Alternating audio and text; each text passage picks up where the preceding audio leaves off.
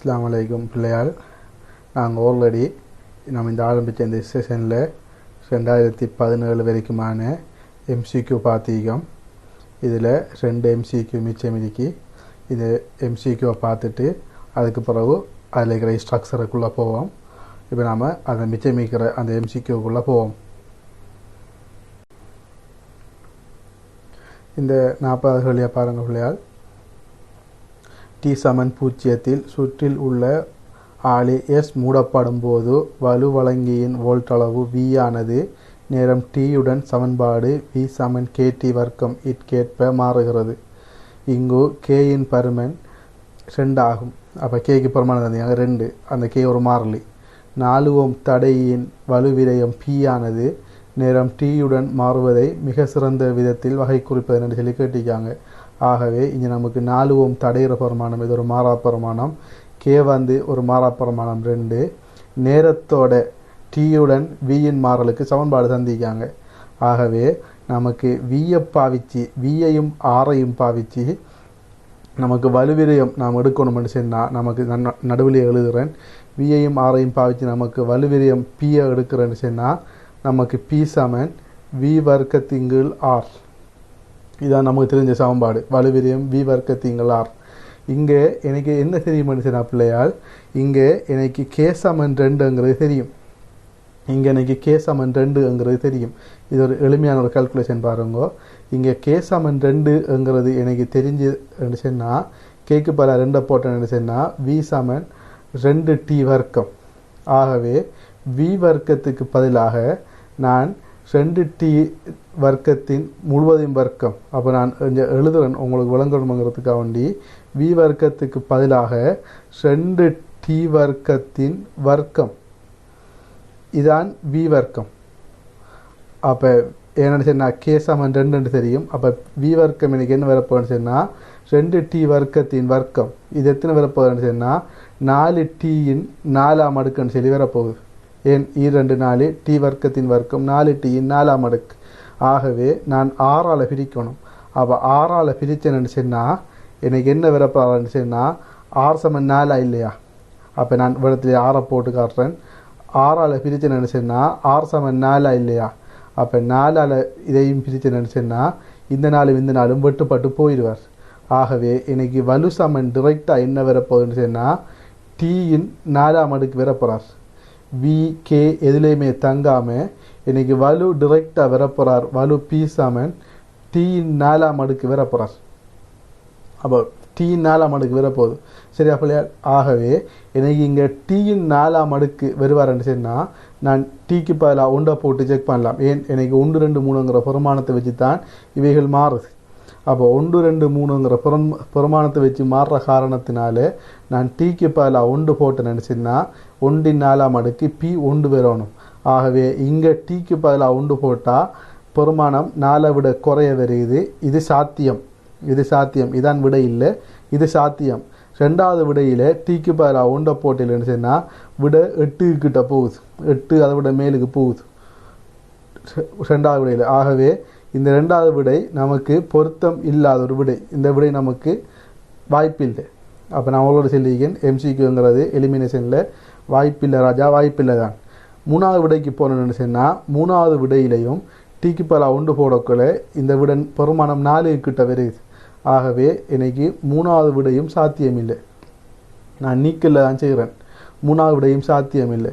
4வது விடையும் அதே போல் பார்த்துக்கிறேன்னு சொன்னால் பெருமானம் 1 போடக்குள்ள 1 கிட்ட வருமா? அறவே சாத்தியமில்லை. 4வது விடையும் சாத்தியமில்லை. 5வது விட சாத்தியமே இல்லை. ஏன்? மாறா பெருமானம். 5வது விட அறவே சாத்தியமில்லை. இருக்கிறதுக்குள்ள சாத்தியமாறுன்னு கேட்டால் 3வது விட மட்டும்தான். 3வது விட மட்டும்தான் இருக்கிறதுக்கு சாத்தியம். எனக்கு எடுத்த உடனே 3வது விடையை தட்டிடலாம். சரியா பிள்ளையால்? ஆகவே எனக்கு எடுத்த உடனேயே நான் 3வது விடையை தட்டிடலாம். என்னத்துக்குன்னு சொன்னால் T=1 போடக்குள்ளே எனக்கு பெருமானம் வந்துட்டு.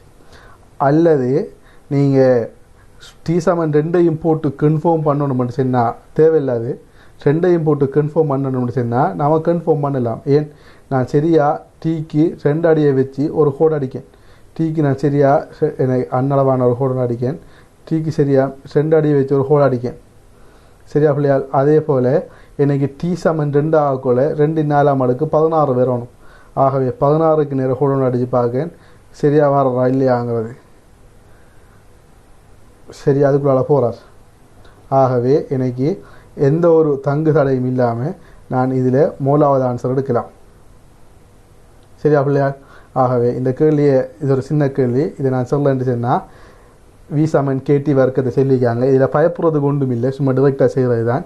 கேக்கு பெருமானம் 2 சொல்லிக்காங்க, தடை 4 சொல்லிக்காங்க. ஆகவே வலுவின் மாறல் பி சமன் வி வர்க்கத்திங்கள் 4. நான் டிரெக்டாக வி வர்க்கத்துக்கு பதிலாக 2t வர்க்கம், கே சமன் 2 தானே, 2t வர்க்கத்தின் வர்க்கம். ஆகவே 4tயின் 4ஆம் அடுக்கு வருது. 6ஆல் பேச்சுன்னு சொன்னால் 4 பேத்துறார். டிரெக்டாக பி சமன், டிரெக்டாக எனக்கு என்ன வரப்போறாருன்னு சொன்னால் பி சமன் t 4. இப்போ இந்த நான் க்ளவுட் பண்ணி காட்டுறோம் பாருங்க. இந்த க்ளவுட் பண்ணினத்தில் பி சமன் t 4. ஆகவே நான் டீக்கு பதிலாக 1 போட்டு பார்க்கேன். 4 விடைகள் பறக்குது. மிச்சம் மீக்கிற 1 தான் இன்னைக்கு சரியான விடை. இதில் ஒன்றும் இல்லை பிள்ளையால், இது ஒரு சிம்பிளான ஒரு கேள்வி, அவ்வளோதான். நாம் அடுத்த கேள்விக்கு போவோம். நீங்கள் சும்மா ட்ரை பண்ணி பாருங்கள் ஒரு 2-3 செகண்ட். நாம் அடுத்த கேள்விக்கு போவோம்.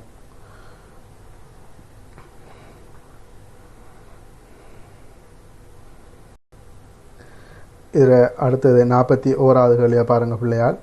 காட்டப்பட்டுள்ள சுற்றில் V1 ஆனது ஒரு பேட்டரியினால் வழங்கப்படும் ஒரு மாறும் வோல்ட் அளவாகும். V1உடன் புவி தொடர்பாக புள்ளி ஏயில் உள்ள அழுத்தம் VA மாறுவதை மிக சிறந்த விதத்தில் வகை குறிப்பது என்னன்னு சொல்லி கேட்டிருக்காங்க. இரு வலுமுதல்களையும் அகத்தடைகளை புறக்கணிக்கிட்டான். இவ்விடத்தில் V2ங்கிற ஒன்றை வச்சுக்காங்க. ஒரு முதல் மேலுக்கு ப்ளஸ் கீழுக்கு மைனஸ். இது ஒரு மாறாத வோல்ட் அளவு. இடப்பாக்கம் வச்சுக்கிறது V1ங்கிறது ஒரு மாறும் வோல்ட் அளவு, மேலுக்கு ப்ளஸ் கீழுக்கு மைனஸ். இவ்விடத்தில் புவித்தொடுப்பு செஞ்சுக்காங்க. 2 சமனான தடைகள் 6 இருக்கு. இப்போ புள்ளி ஏயில் அழுத்தத்தை கேட்டிக்காங்க. புவித்தொடுப்பு செஞ்சதால் நமக்கு அழுத்தத்தின் பெருமானம் காணலாம். புவித்தொடுப்பு செய்யாட்டி நாம் அழுத்த 2 புள்ளிகளுக்கு இடையில் அழுத்த வேறுபாடு தான் காணலாமே தவிர அழுத்தம் காணலாது. ஆகவே நமக்கு ஒரு நிலையான அறியப்பட்ட புள்ளி தெரியணுங்கிறதுக்காக இந்த புவித்தொடுப்பை தந்திருக்காங்க கீழுக்கு. சரியா பிள்ளையா? ஆகவே இப்போ நான் இந்த கேள்வி செய்ய போகிறேன். இதை இன்னைக்கு செய்கிறேன்னு சொன்னால் எல்லை நிபந்தனை தான் எனக்கு ஆக பெஸ்ட் மெத்தட். இல்லாட்டி எனக்கு இந்த கேள்வி செய்கிறது கடினமாகிடும். நான் ஈஸியாக செய்கிறேன்னு சொன்னால் எல்லை நிபந்தனை வைக்கணும். இங்கே நான் என்ன செய்ய போகிறேன்னு சொன்னால் பாருங்கள் பிள்ளையால், ஸ்டார்ட்டில் V1க்கு 0 ஆக்க போகிறேன். அப்போ ஸ்டார்ட்டில் V1 நான் 0 ஆக்கினேன்னு சொன்னால் இது ஒரு நெடிய கம்பி. ஆகவே இங்கே V2 ஏற்றம், இங்கே V2ங்கிற ஒரு அழுத்தம் இருக்கிறதால, இங்கே புவித்தொடுப்பு இருக்கிறதால இந்த 2 ஆர்லையும் அரைவாசி வீழ்ச்சி அடைய VAயில் அழுத்தம் வந்து V2/2 ஆயிருப்பார்.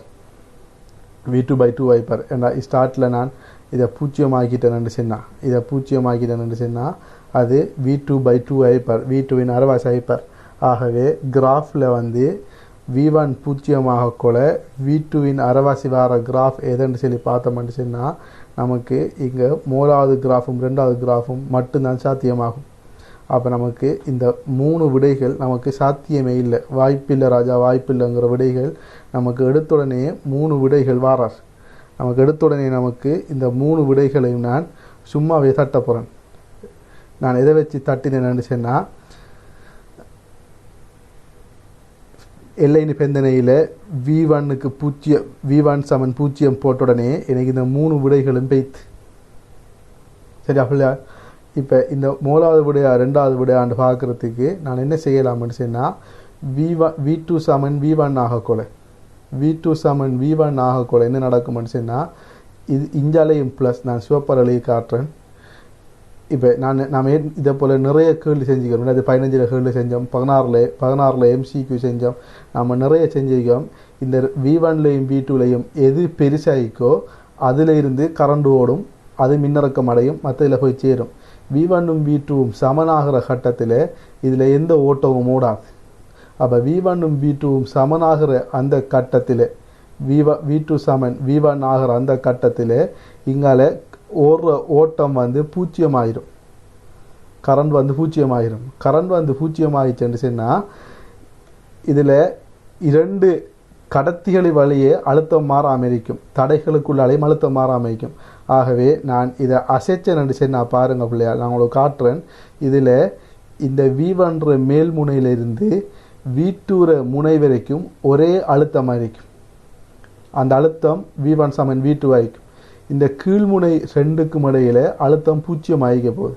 ஆகவே V1 சமன் V2 ஆகிற கட்டத்தில் இதில் ஓட்டம் இல்லை என்கிற காரணத்தால், ஏன் ரெண்டு அழுத்தமும் சமனங்கிறதால ஒன்று பேலன்ஸ் பண்ணிட்டு சொன்னால் இதில் ஓட்டம் ஈக்காது, IR பெருக்கம் 0 ஆகிடும். ஏன் மின்னியக்கு விசைகள் 0 ஆகிறதால. ஆகவே இதில் ஓட்டம் இல்லைங்கிறதால இதில் ப்ளஸில் இருந்து இதில் ப்ளஸ் வரைக்கும் ஒரே அழுத்தம் இருக்கும். அந்த அழுத்தம் V1 இருக்கும் அல்லது V2 ஆகிக்கும். ஏன் V1 சமன் V2. ஆகவே முதலாவது கிராஃப்லையும் ரெண்டாவது கிராஃப்லையும் V2 சமன் V1 ஆகிற கட்டத்தில் V2 சமன் V1 ஆகிற கட்டத்தில் நமக்கு அதில் பெருமானத்தை V2 தாரது ஆரோ அதான் நம்மளோட விட. ஆகவே எனக்கு இதை பார்த்தேன்னு சொன்னால் இதில் V2 ஆகக்கூட அதில் மேலுக்கு போகிறார். ஆகவே மூலாவது விட சாத்தியம் இல்லை. ஏன் மூலாவது விடைக்கு சாய்வு கூட. இவர் V2 சமன், நான் இதுக்கு கோலடிச்சு காட்டுறேன் பாருங்கள் பிள்ளையார். இதில் நான் கோலடிச்சு காட்டினேன்னு சொன்னால் இதில் V1 சமன் V2 ஆகிற கட்டத்தை பார்த்தேன்னு சொன்னால் கொஞ்சம் இடப்பக்கமாயிட்டு வளர்த்து இருக்கிறேன். V1 சமன் V2 ஆகிற கட்டத்தை பார்த்தேன்னு சொன்னால் இது நல்லா மேலுக்கு போகுது.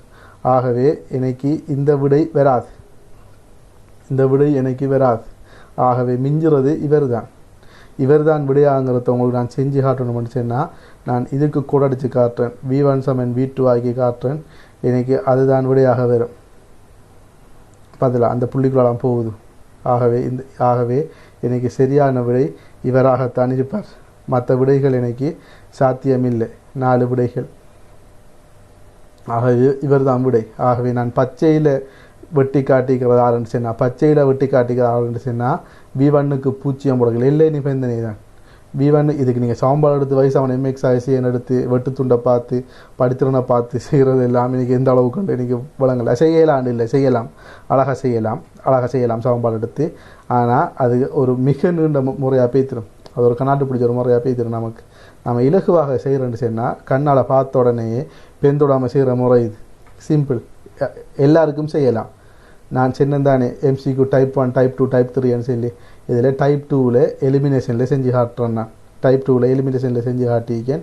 இதில் இந்த ரெண்டு அழுத்தத்திலையும் முதலாவது நிபந்தனையில் V1 0 ஆக்குறேன், ரெண்டாவது நிபந்தனையில் V1 சமன் V2 ஆக்குறேன். எனக்கு விட வந்துட்டு எனக்கு முடிவிலிக்கு போக வேண்டிய அவசியம் வரலை.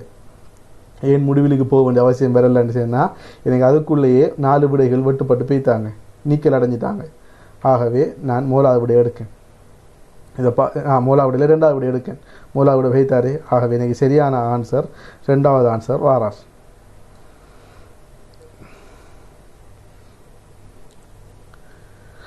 இதில் சமன்பாட்டில் செஞ்சு காட்டுங்கன்னு சொல்லாங்களுக்கு நான் சமன்பாடு எடுத்து காட்டுறேன் பாருங்கள் பிள்ளையால். இதில் நான் இந்த திசையில் ஓடுற ஓட்டம் ஐன்னு சொல்லி எடுக்கேன். V1லேருந்து V2 நோக்கி போகிற ஓட்டம் ஐன்னு சொல்லி எடுக்கேன். ஐன்னு சொல்லி எடுத்தால் நான் இதுக்கு கேச்சோட விதி பாவிச்சேன்னு நினச்சேன்னா V1 மைனஸ் V2 சமன் I into R plus R 2 R இல்லையா? ஓம், அதை நான் அடுத்த பக்கம் எழுதுகிறேன். சரியா பிள்ளையா? அப்போ நான் எழுதுகிறேன் V1 மைனஸ் V2 சமன், நான் இடத்துல எழுதுகிறேன் V1 மைனஸ் V2, உங்களுக்கு விளங்குற மாதிரி எழுதுகிறேன். V1 மைனஸ் V2 சமன் I இன்ட்டு 2R. சரியா பிள்ளையா? ஓகே, இப்போ நான் காண வேண்டியது யாருன்னு சொன்னால் எனக்கு தேவை VA தேவை. நான் VAக்கும் புவித்தொடுப்புக்கும் இடையில் இருக்கிற அழுத்த வேறுபாட்டை பார்த்தேன்னு சொன்னால் VA மைனஸ் 0 சமன். நாம் ஏற்கனவே சொல்லிக்கோம், நடுவில் பெட்ரி இருந்து கரண்டு வெளியாகி போயிடுச்சுன்னு சொன்னால் பெட்ரியிலேருந்து IR கழிக்கிறது தான் ரெண்டு அந்தங்களுக்கும் இடையிலான அழுத்த வேறுபாடு. அப்போ VA மைனஸ் 0 சமன் அது சமன் VA தான். அப்போ VA சமன் V1 மைனஸ் IR இல்லையா? VA சமன் V1 மைனஸ் IR இல்லையா? அப்போ எழுதுகிறேன் நான் VA சமன்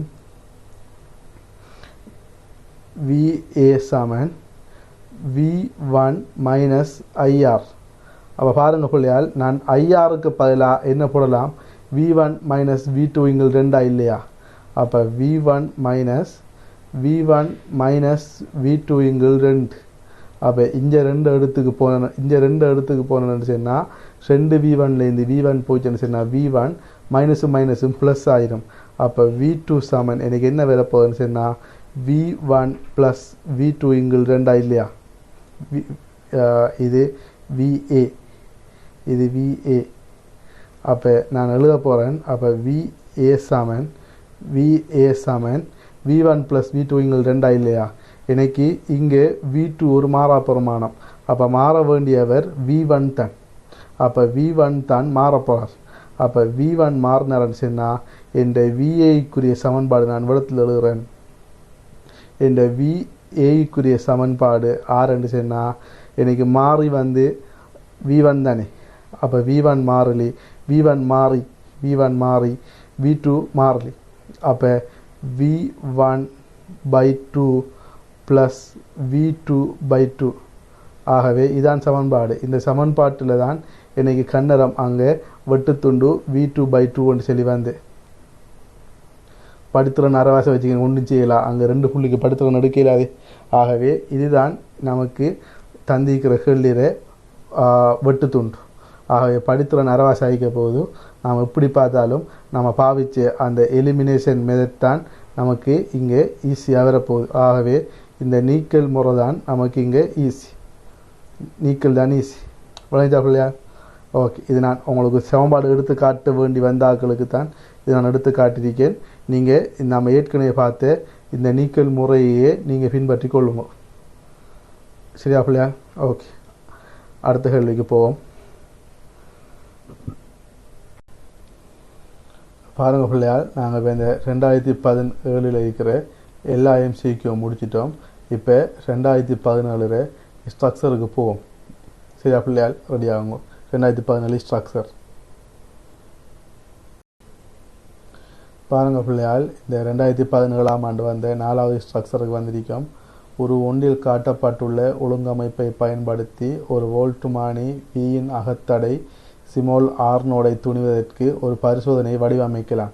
அப்போ வோல்ட்டுமானின் அகத்தடையை துணிய போகிறோம். கேபிட்டல் E நோடானது ஒரு குறித்த அகத்தடையை உடைய ஒரு கலத்தின் மின்னியக்க விசை ஆகும். கேபிட்டல் R நோடு ஆனது ஒரு நிலைத்த தடையும் கேபிட்டல் R ஆனது எக்ஸிற்கும் வையிற்கும் குறுக்கே தொடுக்கப்பட்ட ஒரு தடையும் ஆகும்.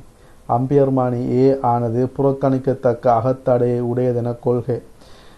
அப்போ அம்பியர்மானி புறக்கணிக்கத்தக்க அகத்தடையை உடையதாம். வோல்ட்டுமானி வீர அகத்தடையை துணிய போகிறோம். ஒரு ஒன்றில் காட்டப்பட்டுள்ளவாறு வோல்ட்டுமானி XYக்கு குறுக்கே தொடுக்கப்படும் போது, அப்போ வோல்ட்டுமானி X படத்தில் காட்டியிருக்காங்க. அப்போ XYக்கு குறுக்கே சமாந்தரமாக வோல்ட்டுமானி தொடுக்கப்பட்டிருக்கு. மூலா பாட்டுக்கு வழி சொல்கிறாங்க. கேபிட்டல் R, R நோட் ஆகிய தடைகள் XY ஆகிய புள்ளிகளுக்கு குறுக்கே தோற்றும் விதத்தை காட்டுவதற்கு சுற்றின் உரிய பகுதியை சுற்று குறியீடுகளை பயன்படுத்தி கீழே வரையட்டாம். அப்போ பாருங்கள் பிள்ளையால், தோற்றும். அப்போ இது எப்படி தோற்றும்ங்கிறது. ஆகவே இது வோல்ட்டுமானி என்று சொன்னால் இதுக்குள்ளே இருக்கிற அகத்தடை small R naught capital R நோடோட எப்படி இருக்கும். ஆகவே கேபிட்டல் R நோட் இல்லை, கேபிட்டல் Rக்கு ஸ்மால் R நோட், அதாவது வோல்ட்டுமானின் அகத்தடை சமாந்தரமாக இருக்கும் என. ஆகவே அதைத்தான் அவைய கீறி காட்ட சொல்லாங்க. ஆகவே நமக்கு இங்கே படத்தில் இருக்கிற அதே போல R அதில் பாட்டு கீப்பார். இப்போ என்ன நடக்க போகுதுன்னா, இதில் ஸ்மால் R நோட் இதுக்கு சமாந்தரமாக இருப்பார். நான் இதை வேறு கலரில் குறித்து காட்டுறேன். அது ஒன்று இதாயிரும். ஆகவே ஸ்மால் R நோட் இவ்விடத்துல இருப்பார். அப்போ வோல்ட்டுமானி என்ன வர்றன்னு சொன்னால், வோல்ட்டுமானி வேறையாக ஒரு வாசிப்பு எடுக்கிறா போல வோல்ட்டுமானி இங்கே வேறையாக இருப்பார். ஆனால் இந்த வோல்ட்டுமானி கீராட்டி ஒன்றும் இல்லை. ஏன்னு சொன்னால் இங்கே கேட்டது கேபிட்டல் ஆரையும் ஸ்மால் R நோடையும் தான் கேட்டிருக்காங்க. அப்போ கேபிட்டல் ஆரையும் ஸ்மால் R நோடையும் கேட்டிருக்கிறதால நான் வோல்ட்டுமானியை குறித்து காட்ட தேவையில்லை. ஏன்னு சொன்னால் வோல்ட்டுமானிற தடை தான் இந்த R நோட். ஆகவே இப்போ இதுக்கு பிறகு V வாரன்னு சொன்னால் XYக்கு குறுக்கே அளக்கிற V எனக்கு டிரெக்டாக வருவார். ஆகவே கேட்ட கேள்விக்கு விட இதான். R நோட் எப்படி தோற்றும் என்று கேட்டிருக்காங்க. அதை நம்ம குறித்து காட்டியிருக்கோம். இது விளையாண்டா பிள்ளையார்? அடுத்த பாட்டுக்கு போவோம். 2வது இந்த 2வது பாட்டை பாருங்கள் பிள்ளையார். XY ஆகியவற்றுக்கு குறுக்கே சமவலுத்தடை RXY இதற்கான ஒரு கோவையை small R naught capital R ஆகியவற்றின் சார்பில் எழுதட்டாம். அப்போ எனக்கு தேவை என்னன்னு சொன்னால் சமவலுத்தடை RXY அப்போ RXY அப்போ கேட்டது என்னென்னு சொன்னால் பெருகையா எழுத சொல்லியிருக்காங்க. ஆகவே RXY சமன் நாம் ஏற்கனவே பார்த்தது தான். RXY சமன் ரெண்டு பேரும் சமாந்திரம் ஐந்தத்தால் மேலுக்கு பெருக்கப்படும் கீழுக்கு கூட்டுப்படும் என்ன பிள்ளையார். ஏன்னா நாம் ஒண்டிங்கள் ஆர் சக ஒண்டிங்கள் ஆரை போட்டு பெரட்டி எடுப்போம். ஆகவே R இன்ட்டு R நோடிங்கில் மேலுக்கு பெருக்கப்படும் கீழுக்கு கூட்டுப்படும் R + R நோட். ஆகவே இதுதான் இந்த கேள்விக்கு விட. இதில் ஒன்றுமில்லை, நாம் டிரெக்டாக கேட்ட கேள்வி. இந்த விளங்க வேண்டியது இந்த எழுதுகிற இந்த சொல் தான் நமக்கு தேவை. சமவெளி தடை RXY R போட்டு விட்டுற வேணாம். RXY இது என்னன்னு சொன்னால் உண்மையான தடையையும் வோல்ட் மணி தடையையும் சேர்த்து X, Y இடையில் வாரது தடை தான் இது. இது சிம்பிள் கேள்வி. அடுத்த பாட்டுக்கு போவோம் பிள்ளையார். அதில் பி பாட்டை பாருங்கள் பிள்ளையால். வோல்ட் மானி இப்போது RXYக்கு குறுக்கே தொடுக்கப்பட்டிருப்பதாக தோற்றுகிறது. இந்நிலைமையில் வோல்ட் மானியின் வாசிப்பு RXYக்கு குறுக்கே தொடுக்கப்பட்டுள்ள ஓர் இலட்சிய வோல்ட் மானியினால் காட்டப்படும் பெருமானத்துக்கு சமனாக இருக்குமா? ஆம் அல்லது இல்லை, உமது விடையை நியாயப்படுத்துக. அப்போ என்ன சொல்லாங்கன்னு சொன்னால் பிள்ளையால் நம்ம கண்ணரம் என்ன செஞ்சோம்னு சொன்னால் ஆரை எடுத்து ஆறுக்கு குறுக்கே சிமோல் ஆரை எடுத்து இது ரெண்டையும் சேர்த்துத்தான் இது ரெண்டுக்கும் ஒரு சமவலுவானது தான் நாம் எடுத்த RXY. இது ரெண்டுக்கும் சமவலுவானது தான் RXY. இப்போ என்ன சொல்லாங்கன்னு சொன்னால் இப்போ நான் இதுக்கு இப்போ RXYக்கு குறுக்கே ஒரு இலட்சிய வோல்ட் மானியை தொடுக்கிறதும் RXYக்கு குறுக்கே ஒரு இலட்சிய வோல்ட் மானியால் தொடுக்கிறதும் ஏற்கனவே நான் இந்த கேபிட்டல் ஆரையும் ஸ்மால் ஆர்னோட கேபிட்டல் ஆரையும் ஸ்மால் ஆர்னோடையும் வேறையா கணக்கெடுத்து இன்னொரு வேறையா ஒரு வோல்ட் அளக்கேன். இந்த V1 இதை V2 ஒன்று போடுறேன். இப்போ பாருங்க பிள்ளையால், இப்போ நான் இந்த உண்மையான வோல்ட் மானியை அதில் இருக்கிற தடையை ஆர்னோட வேறையாக்கிட்டேன். அப்போ உண்மையான வோல்ட் மானியில் இருக்கிற தடை வோல்ட் மானிக்கிற தடை வந்து முடிவிலி தடையாக இருக்கணும். ஆனால் நமக்கு ப்ராக்டிக்கலாக இருக்கிறது வந்து ஒரு முடிவுள்ள தடை ஆர்னோட இருக்கும். ஆகவே அதை வேறையாக கால்குலேட் பண்ணி நான் என்ன செஞ்சுக்கிறேன்னு சொன்னால் இது ரெண்டையும் சேர்த்து இது ரெண்டையும் நான் மஞ்சள் கலரில் காட்டுறேன். இது ரெண்டையும் சேர்த்து க்ளோட் பண்ணிக்கேன். ரெண்டும் சேர்த்து ஒரு RXYக்கு சமனான ஒரு தடையை உருவாக்கியிருக்கேன். அப்படி உருவாக்கினேன்னு சொன்னால் இப்போ அதுக்கு வெளியில் வார இந்த வோல்ட் மானி ஒரு இலட்சிய வோல்ட் மானி போலான இருக்கும். ஏன் நான் ஆர்னோட வேறையாக்கி கல்குலேட் பண்ணிக்கேன். ஆகவே இங்கே காட்டுற வாசிப்பு இந்த வாசிப்பு இலட்சிய வோல்ட் மானின் வாசிப்பு சமனாக இருக்கும். இப்போ கேள்வியாக தானே.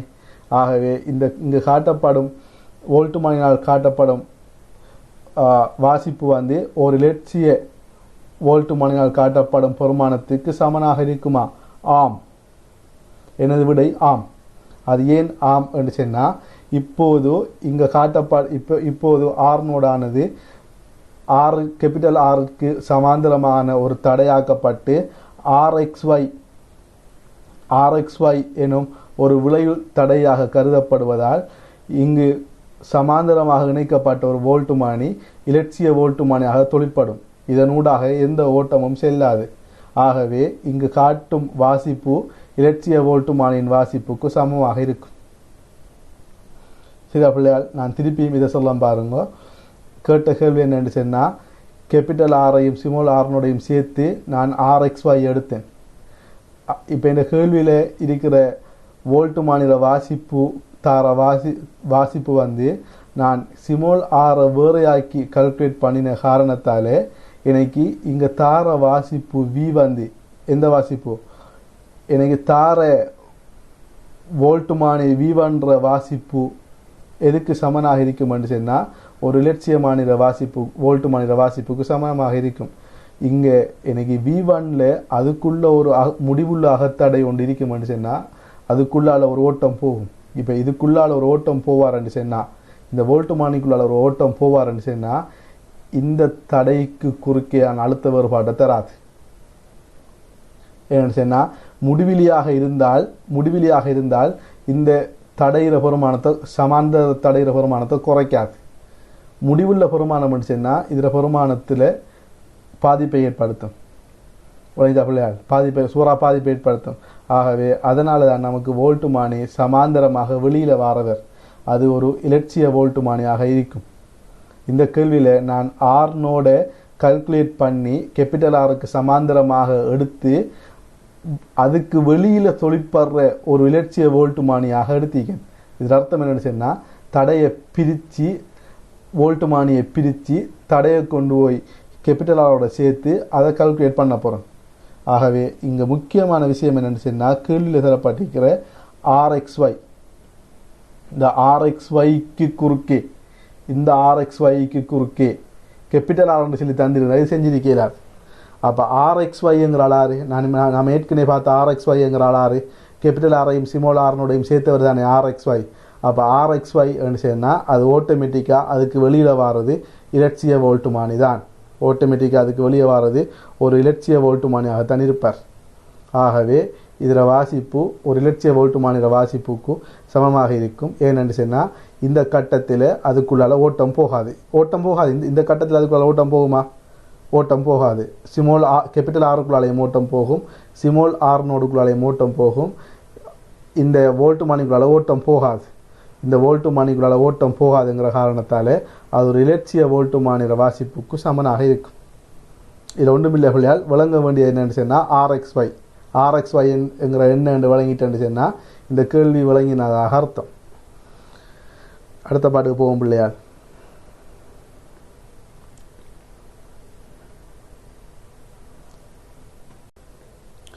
இதில் சி பாட்டை பாருங்கள் பிள்ளையால். வி ஆனது வோல்ட்டுமானியின் வாசிப்பாகவும் ஐ ஆனது அம்பியர்மானியினுடான ஓட்டமாகவும் அம்பியர்மானாக உள்ள ஓட்டமாகவும் இருப்பின் ஐயிற்கான ஒரு கோவையை வி ஆர்0 ஆர் ஆகியவற்றின் சார்பில் எழுதுக என்று சொல்லியிருக்காங்க. பிறச்செல்லில் எழுதுக என்று சொல்லியிருக்காங்க. அவை பிறச்சென்னாலும் எழுதச்சென்னாலும் நான் எனக்கு தெரிஞ்சது வி சமன் ஐஆரில் இந்த நான் வரணும். அப்போ எனக்கு தெரியும், நான் சிம்பிளாகவே எழுதுகிறேன். நீங்கள் ரஃபில் எழுதி போட்டாலும் ஒன்றும் இல்லை.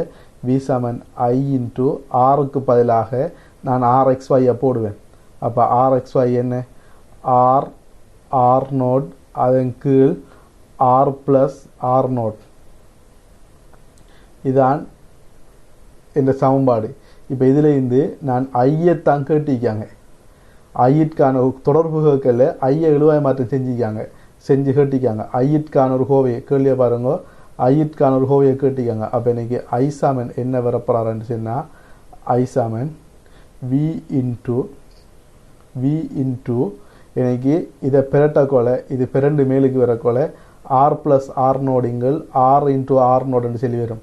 ஆகவே கேபிட்டல் ஆரின் கீழ் R into R naught plus R நோடின் கீழ் ஆர் இன்ட்டு ஆர் நோட். ஆகவே ஒன்றால் பிரிச்சேன்னு சொன்னால் எனக்கு என்ன வரப்போறாருன்னு சொன்னால் ரெண்டு பேரும் தனித்தனியாக ஆக போகிறாங்க. ஆரம்பத்தில் இருந்தால் போல ஆக போகிறாங்க. ஆகவே கேபிட்டல் ஆரின் கீழ் ஆர் ப்ளஸ் ஆர் நோடுங்கிறது ஒன்றின் கீழ் ஆர் நோட், அதே போல் ஒன்றின் கீழ் கேபிட்டல் ஆர். இதான் கேட்ட கேள்வி. நான் அதை எழுதி காட்டிக்கேன். ஜஸ்ட் டி பார்ட்டுக்கு போவோம் பிள்ளையால். டி பார்ட் கிழக்கு தந்திக்கு அதை பார்ப்போம். ஐயங்கள் வி ஆனது y அச்சிலும் ஒன்றிங்கள் ஆர் ஆனது எக்ஸ் அச்சிலும் அமைந்த ஒரு வரைவை வரைவதற்கு சியில் தரப்பட்ட இந்த கோவையை மீள ஒழுங்குபடுத்தட்டாம். ஆகவே எனக்கு எக்ஸ் அச்சில் ஒன்றிங்கள் ஆர் வரப்போகுது, y அச்சில் ஐயங்கள் வி வரப்போகுது. ஆகவே நான் இந்த ஐயை வியால் பிரிக்க போகிறேன். ஐயை வியால் பிரிச்சேன்னு சொன்னால் எனக்கு ஒன்றிங்கள் ஸ்மால் ஆர் நோட் ப்ளஸ் ஒன்றிங்கள் கேபிட்டல் ஆர்ன்னு வரப்போகுது. இங்கே மாறி வந்து ஒன்றிங்கள் கேபிட்டல் ஆர். ஆகவே எனக்கு ஸ்மால் ஆர் நோட் மாறலைங்கிறதால நான் டிரெக்டாக இதை எழுதலாம். எனக்கு நான் நேரடியாகவே எழுதலாம். ஒன்றையும் யோசிக்காமல் நான் எழுதலாம். ஐயுங்கள் கேபிட்டல் வி இதான் அவர் சின்ன y அச்சு. இது சமன் ஒன்றிங்கள் கேபிட்டல் ஆர் ப்ளஸ் ஒன்றிங்கள் ஸ்மால் ஆர் நோட். இதை நான் ஜஸ்ட் எழுதி காட்டிக்கேன், அவ்வளோதான். இதில் கண்டுபிடிக்கிறதுக்கு ஒன்றும் இல்லை. இந்த சமன்பாட்டை நான் மீள ஒழுங்குபடுத்த சொல்லியிருக்கார். நான் மீள ஒழுங்குபடுத்தியிருக்கேன். சரியா பிள்ளையார்? அடுத்த பாட்டுக்கு போவோம். பாட்டை பாருங்கள் பிள்ளையால். மேலே டியில் எதிர்பார்த்த வரைபின் வடிவத்தை கீழே தரப்பட்ட அச்சு தொகுதியில் வரையட்டாம். அப்போ நான் ஏற்கனவே எடுத்த வரைபிரிக்க தானே, நான் ஏற்கனவே எடுத்த இந்த வரைபு ஐங்கிள் வி சமன் ஒன்றிங்கிள் கேபிட்டல் ஆர் ப்ளஸ் ஒன்றிங்கிள் சிமோல் ஆர் நோட். இங்கே ஆர் வந்து எப்பயும் நேர்பெருமானமாக இருப்பார். ஆகவே எனக்கு y சமன் mx ஆக சிங்கிற ஃபார்மேட்டில் இருக்கிறா இல்லையா, எனக்கு வெட்டு துண்டு ஒன்றிங்கிள் ஆர் நோட். ஆகவே எனக்கு இந்த பாட்டுக்கு நான் ஒரு நேர் வெட்டுத்துண்டுடைய ஒரு நேர் வெட்டுத்துண்டும் ஒரு நேர் படித்திறனுடைய ஒரு கோட்டக்கு நான் சரியான இஞ்சிருந்து அப்போ நான் நேர் வெட்டுத்துண்டும் நேர் படித்திறனுடைய ஒரு கோட்டை நான் இஞ்சிருந்து அப்படியே கீறப்போகிறேன். ஆகவே இதான் இங்கே கேட்கப்பட்ட கேள்வி. அவ்வளோதான், இதில் ஒன்றும் இல்லை. இதில் எஃப் பாட்டை பாருங்கள் பிள்ளையால். அடுத்த எஃப் பாட்டு இதில் ஒன்றும் இல்லை. சிமோல் ஆர் நோடையும் வரைபிலிருந்து பிரித்தெடுத்த உரிய தகவலையும் தொடர்பு படுத்தும் ஒரு கோவையை எழுதட்டாம்.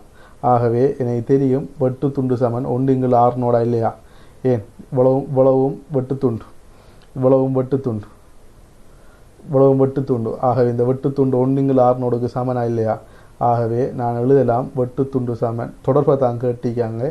ஆகவே வெட்டுத்துண்டு சமன்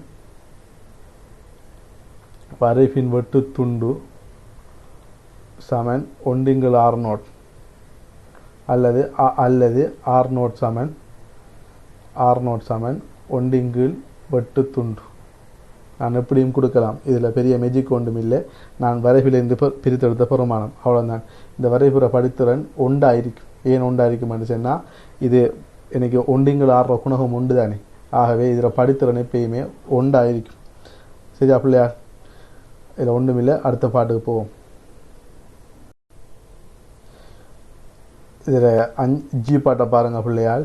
நீர் ஆய்வு கூடத்தில் ஒரு பரிசோதனை செய்து மேலே ஈயில் குறிப்பிட்ட வரைபை வரையுமாறு கேட்கப்பட்டால் நீர் ஆறுக்காக பயன்படுத்தும் உருப்படியின் பேரை கேட்டிருக்காங்க. ஆகவே நான் ஏற்கனவே உங்களுக்கு வழங்கப்படுத்தியிருக்கேன், நிறைய தரம் சொல்லியிருக்கேன். கடைசி கிளாஸில் நல்ல தெளிவாக சொன்ன நான் இந்த மாறும் தடைக்காக இறையோ தற்றும் தடைப்பட்டியும் பாவிக்கிற ரெண்டும் என்னென்ன நிலைமையில் பாவிக்கிறேன்னு சொன்னேன். நமக்கு பெருமானம் அறிய வேண்டி வந்தால் இந்த கிராஃபில் பாருங்கோ ஒன்றிங்கிள் ஆர். ஆகவே எனக்கு இந்த பெருமானம் தேவை. நான் தான் பெருமானத்தை ஆறுக்கு செலக்ட் பண்ணி பெருமானம் கொடுக்கேன். எனக்கு தொடர்ச்சி ஆயிக்கணும் இல்லை இந்த கிராஃப். நான் தான் செலக்ட் பண்ணி பெருமானம் கொடுக்கேன். எனக்கு அறியப்பட்ட பெருமானமாக இருக்கணும். ஆகவே எனக்கு இந்த சந்தர்ப்பத்தில் இறையோ தட்டு பாவிக்கலாமா? இறையோ தட்டு பாவிக்கலாது. நான் தடைப்பட்டி தான் பாவிக்கணும். ஏனென்று சொன்னால் எனக்கு அறியப்பட்ட பெருமானமாக இருக்கணும், அது தொடர்ச்சியாக இருக்கணுங்கிற அவசியம் இல்லை. அதனால் இங்கே சிறந்த உபகரணம் ஆரண்டு சொன்னால் இந்த கேள்விக்கு தடைப்பட்டி தான், இறையோ தட்டில் தடைப்பட்டி தான் எனக்கு இங்கே ஒரு சிறந்த உதாரணமாக இருக்கும். தடைப்பட்டி. சரியா பிள்ளையார்? அடுத்த பாட்டுக்கு போவோம். நான் இதை கிளாஸில் கடும் கிளியராக வழங்கப்படுத்திட்டேன். அது ஏனுங்கிறது.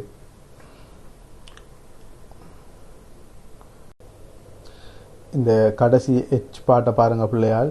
ஒரு ஒன்றில் காட்டப்பட்ட சுற்றிலிருந்து இப்போது தடை ஆர் நோட் அகற்றப்படுகின்றது என கொள்க. சிமோல் ஆர் நோட் சமன் 1000 ஓம் என கொள்க. பின்வரும் வோல்ட் அளவுகளின் பருமன்களை கருதட்டாம். வோல்ட்டுமானின் வாசிப்பு V1 எப்போ நமக்கு சிமோல் ஆர் வந்து 1000 ஓம் ஆயிக்கொள்ள. இந்த கேள்வியில் நான் கேபிட்டல் ஆர் நோட் வந்து அகற்றப்பட்டிருக்கேன். நான் அந்த படத்தை காப்பி பண்ணி போட்டிருக்கேன். ஆகவே இந்த கேள்வியில் பிள்ளையால் நமக்கு தெரியும் கேபிட்டல் ஆர் நோட் வந்து அகற்றப்படுதுன்னு சொல்லியிருக்காங்க. அப்போ கேபிட்டல் ஆர் நோடை நான் அகற்றுறேன். இப்போ இவர் இல்லை, இந்த தம்பி இல்லை. இப்போ அப்போ கேபிட்டல் ஆர் நோட் அகற்றப்படுதான். இப்போ மூலாவது சொல்லாங்க வோல்ட்டுமானின் வாசிப்பு V1 ஆம்.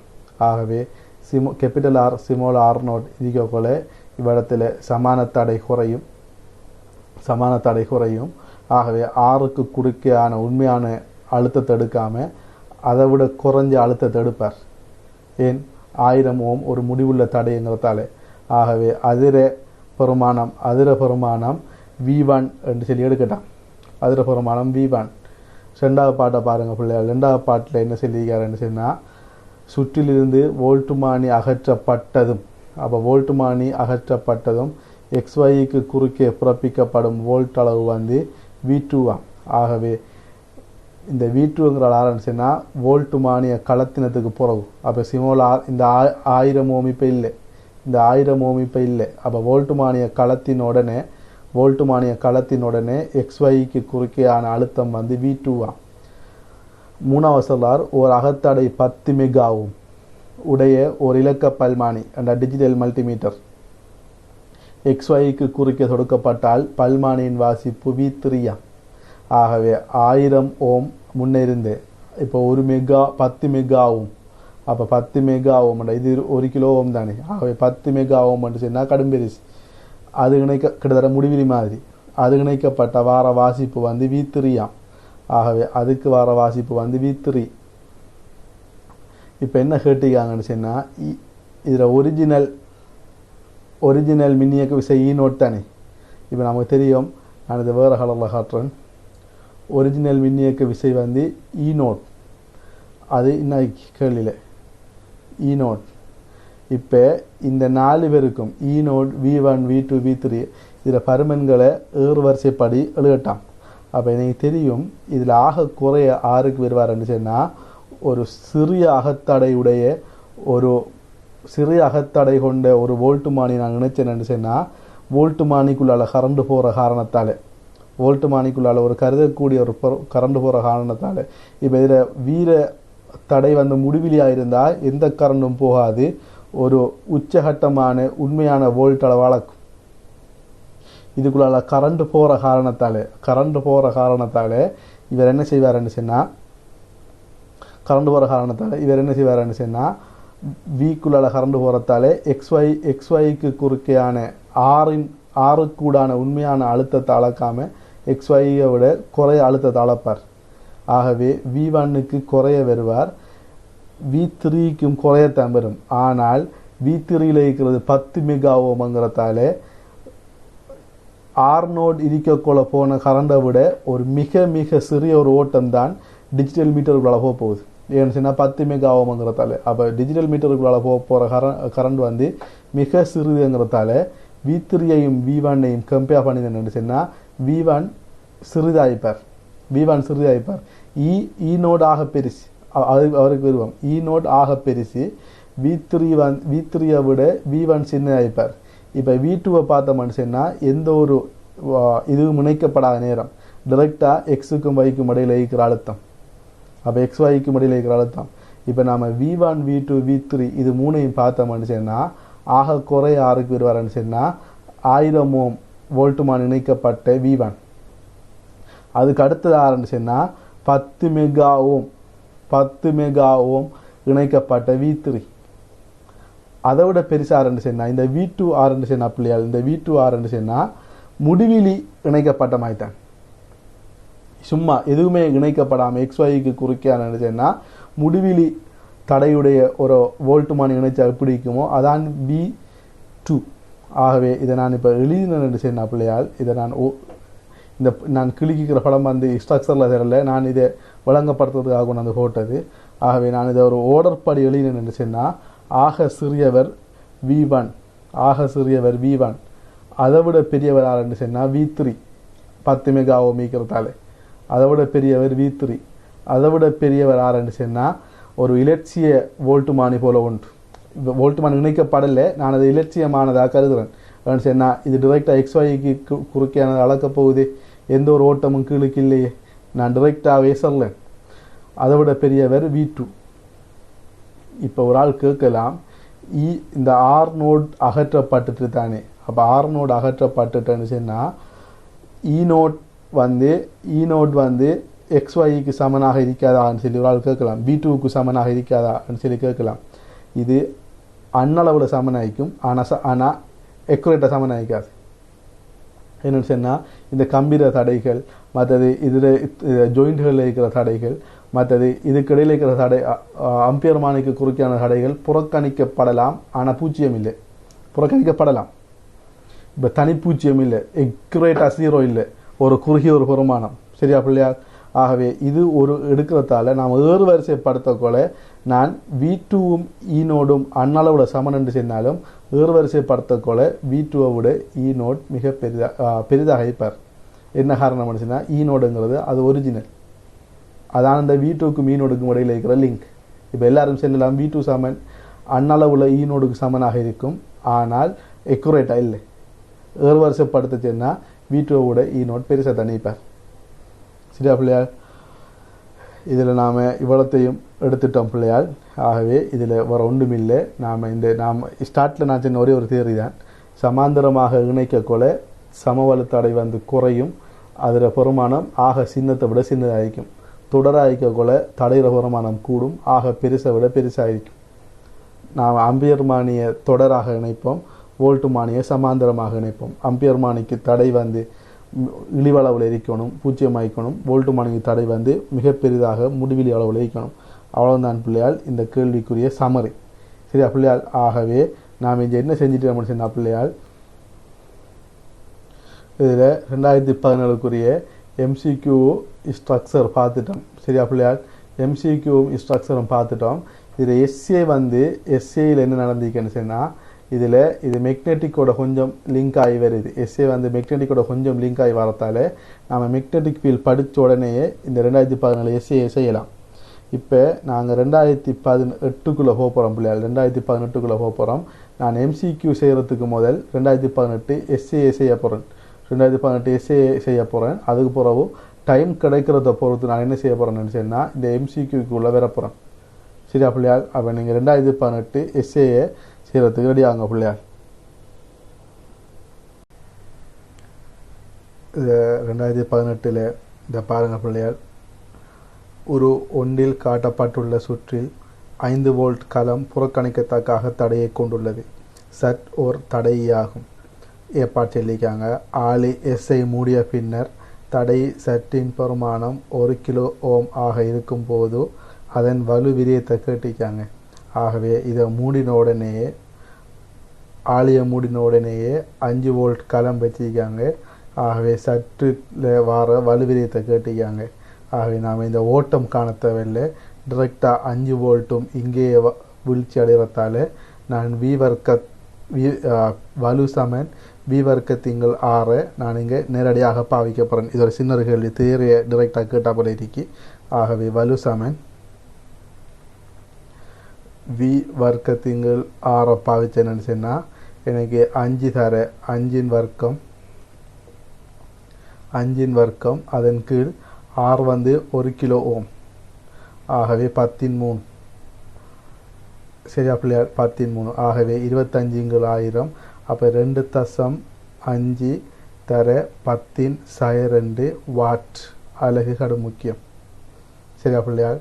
இதில் ஒன்றும் இல்லை, டிரெக்டாக விவர்க்கத்திங்கள் 6 பாவிச்சிருக்கேன். அடுத்த பாட்டுக்கு போவோம் பிள்ளையார். இதில் நீங்கள் ட்ரை பண்ணியிருப்பேன். இதில் ஒன்றும் இல்லை, ஜஸ்ட் நேரடி சமன்பாடு. அதில் பி பாட்டை பாருங்கள் பிள்ளையார். ஒரு ஒன்றில் காட்டப்பட்டுள்ள செவ்வக வோல்ட் அளவு துடிப்பு ABCDயை உண்டாக்குவதற்கு இப்போது ஆளி ஒரு தடவை மூடி திறக்கப்படுகிறது. அப்போ சுவிட்ச் ஆன் பண்ணி திருப்பி ஆஃப் பண்ணுறாங்க. ஏன்னு சொன்னால் ஒரு செவ்வக துடிப்பை உருவாக்குறதுக்கு, ஒரு ஸ்கொயர் பல்ஸை.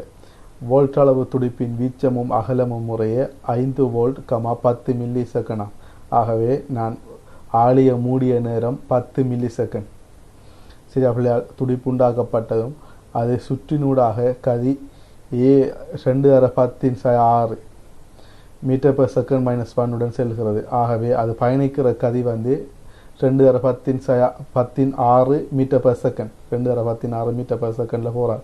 சுற்றினூடாக செல்லும் போது துடிப்பின் செவ்வக வடிவம் மாறாமல் இருக்கும் என கொள்கிறேன். அப்போ சுற்றினூடாக போகக்குள்ள இந்த செவ்வக வடிவம் மாறாமல் இருக்கு. இப்போ மூலாக பாட்டு கேட்காங்க. வோல்ட் அளவு துடிப்பின் ஓரம் AB ஆனது, இந்த AB ஆனது 2 சென்டிமீட்டர் நீளமுள்ள தடை ஜட்டின் நீளத்திற்கு குறுக்கே செல்வதற்கு எவ்வளவு டைம் எடுக்கும்? இது நம்மளோட மெக்கானிக்ஸ் கேள்வி போல தான். என்னென்னு சொன்னால் வேகம் தந்திருக்காங்க. இதில் வேகம் தந்திருக்காங்க 2×10⁶ மீட்டர் பெர் செகண்ட், நீளம் தந்திருக்காங்க 2 சென்டிமீட்டர்னு சொல்லி. ஆகவே இப்போ டைமை கேட்டிருக்காங்க. அப்போ நான் S = UT அதை போலான். அப்போ T = S∗U. ஆகவே T = நான் L∗V பாவிக்கலாம், அல்லது U சும்மா டிரெக்டாக. ஆகவே L வந்து இங்கே 2 சென்டிமீட்டர், L வந்து 2 சென்டிமீட்டர், 2ங்கிறது 2 சென்டிமீட்டர். அப்போ 10⁶ SI அலகுலையே போடுறேன். ஆகவே வேகம் என்ன வரப்போகுதுன்னு சொன்னால் 2×10⁶ மீட்டர் பெர் செகண்ட். அப்போ 2×10⁶ அப்போ 2 2 மட்டும் பார்த்தா 10 6 மேலே போய் 10 6 ஆகி 10 8. அப்போ ஆன்சர் எனக்கு வரப்போகுது 1 சர 10 8 செகண்ட்.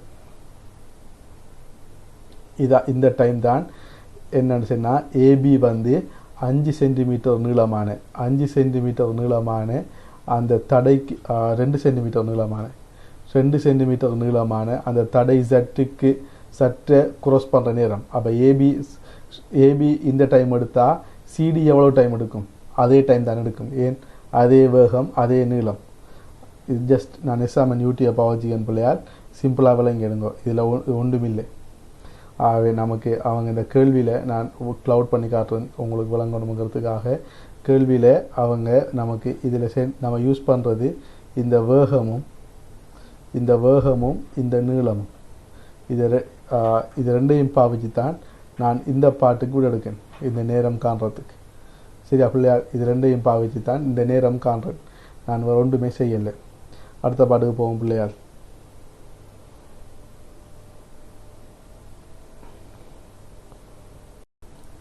இதில் ரெண்டாவது பாட்டை பாருங்கள் பிள்ளையார். முழு வோல்ட்டளவு 5 வோல்ட்டும் தடை ஜட்டின் முழு நீளத்திற்கும் குறுக்கே அன்னளவாக எவ்வளவு நேரத்திற்கு தோன்றும்? ஆக இந்த கேள்வி ஒரு நம்முடைய மெக்கானிக்ஸில் வர ட்ரெயினோட பஸ் கொடுக்குற ஒரு கேள்வி போல தான். பாருங்கள் பிள்ளையார், நாம் ஆல்ரெடி இதில் இந்த பல்ஸில் அகலம் வந்து இந்த துடிப்பின் அகலம் வந்து 10 மில்லி செகண்ட். அப்போ துடிப்பின் அகலம் வந்து 10 மில்லி செகண்ட். நாம் ஏற்கனவே பார்த்தோம் என்னன்னு சொன்னால், இந்த துடிப்பு வந்து அதை தாண்டி போகிறதுக்கு எடுக்கிற நேரம் வந்து அதை தாண்டி போகிறதுக்கு எடுக்கிற நேரம் வந்து 10 செகண்ட் சொல்லி. ஆகவே இந்த தடைக்கு குறுக்கே இதான் அந்த 2 சென்டிமீட்டர் நீளமான தடை என்று சொன்னால், இந்த தடைக்கு குறுக்கே 10 மில்லி செகண்டுக்கு அந்த பல்ஸ் நீடிக்க போகுது. 10 மில்லி செகண்டுக்கு அந்த பல்ஸ் வந்து நீடிக்க போகுது. ஆகவே ஒரு சில ஆட்கள் கேட்கலாம் என்னன்னு சொன்னால், அப்போ இந்த ஆரம்ப முடிவுங்கிற ஒன்று இருக்குந்தானே, அப்போ இந்த ஆரம்ப முடிவுங்கிற ஒன்று இந்த தாண்டி போகிற நேரம் வந்து இதில் கட் ஆகிறது எல்லாம் இருக்குந்தானே, அது கட் ஆகிறது தான் ஏற்கனவே அவங்க என்னன்னு சொன்னால் புறக்கணிக்கத்தக்கதாக இருக்கும். ஏன்? அந்த தாண்டி போகிற நேரம் ஒன்று இருக்குமே, இதை தாண்டி போகிற நேரம் ஒன்று 10 மில்லி செகண்டுக்குள்ளே இதை தாண்டி போகிற நேரம் வந்து ஒரு 9 மில்லி செகண்ட் சொன்னால் 1 மில்லி செகண்ட் நேரத்துக்கு தான் முழுதாக இருக்க போகுது, வெட்டுப்பற்றும். ஆகவே அது வெட்டுப்படுற நேரம் இந்த வந்த பல்ஸ் வந்து இந்த தடையை தாண்டி போன நேரம் வந்து 1/10 செகண்ட், மொத்தம் 10 மில்லி செகண்ட். அப்போ 10 மில்லி செகண்ட்ங்கிறதோட ஒப்பிடக்கொள்ள 1/10 செகண்ட் வந்து மிக சிறிதானதா இல்லையா? ஆகவே நாம் தாண்டி சென்ற நேரத்தை புறக்கணிக்கலாம். அந்த தாண்டி சென்றதால ஒரு நேர குறைபாடு ஒன்று இருக்குமா இல்லையா இந்த தடைக்கு மேலே, அதை நாம் வந்து புறக்கணிக்கலாம். அப்போ அதை புறக்கணித்தோம்னு சொன்னால் இந்த பல்ஸ் வந்து அந்த தடைக்கு மேலே இருக்கிற மொத்த நேரம் வந்து 10 மில்லி செகண்ட். நான் திருப்பி சொல்லலாம் பாருங்கள் பிள்ளைகள். இது நிறைய சில ஸ்டூடெண்ட்ஸுக்கு குழம்புற இடம். 2 சென்டிமீட்டர் நீளமான தடை, நம்மளோட தடை வந்து 2 சென்டிமீட்டர் நீளமான தடை. இப்போ அங்கே இருந்து ஒரு துடிப்பு ஒன்று வருகுது. இந்த துடிப்பின் அகலம் 10 மில்லி செகண்ட். இப்போ இந்த துடிப்புற இந்த கோடு வந்து இவ்விடத்தில் பட ஆரம்பிச்சத்திலிருந்து முழுதாக அந்த தடைக்குள்ள வார நேரமிக்கு தானே இந்த நேர ஆயிடையில தடைக்குள்ள இந்த நேர ஆயிடையில துடிப்புக்குள்ள தடை அடங்கலை. அதாவது கடக்க ஆரம்பித்தத்திலிருந்து கடந்து முடிக்கும் வரைக்குமான நேரம் நாம் ஏற்கனவே கண்ட 1/10 செகண்ட். இந்த நேர ஆயிடையில துடிப்புக்குள்ள தடை அடங்கலை. அதுக்கு பிறகுதான் தடை முழுவதும் அந்த துடிப்புக்குள்ள வரப்போகுது. மொத்தம் அகலம் 10 மில்லி செகண்ட். கடக்க எடுத்த ஒரு மூலாவது கோடு கடக்க எடுத்த நேரம் 1/10 செகண்ட். ஆகவே மொத்தம் 10 மில்லி செகண்ட் நேர ஆயிடைக்கு நாம் மொத்தம் 10 சிவப்பலகரி காற்றன் மொத்தம் 10 மில்லி செகண்ட் நேர ஆயிடைக்கு மொத்தம் 10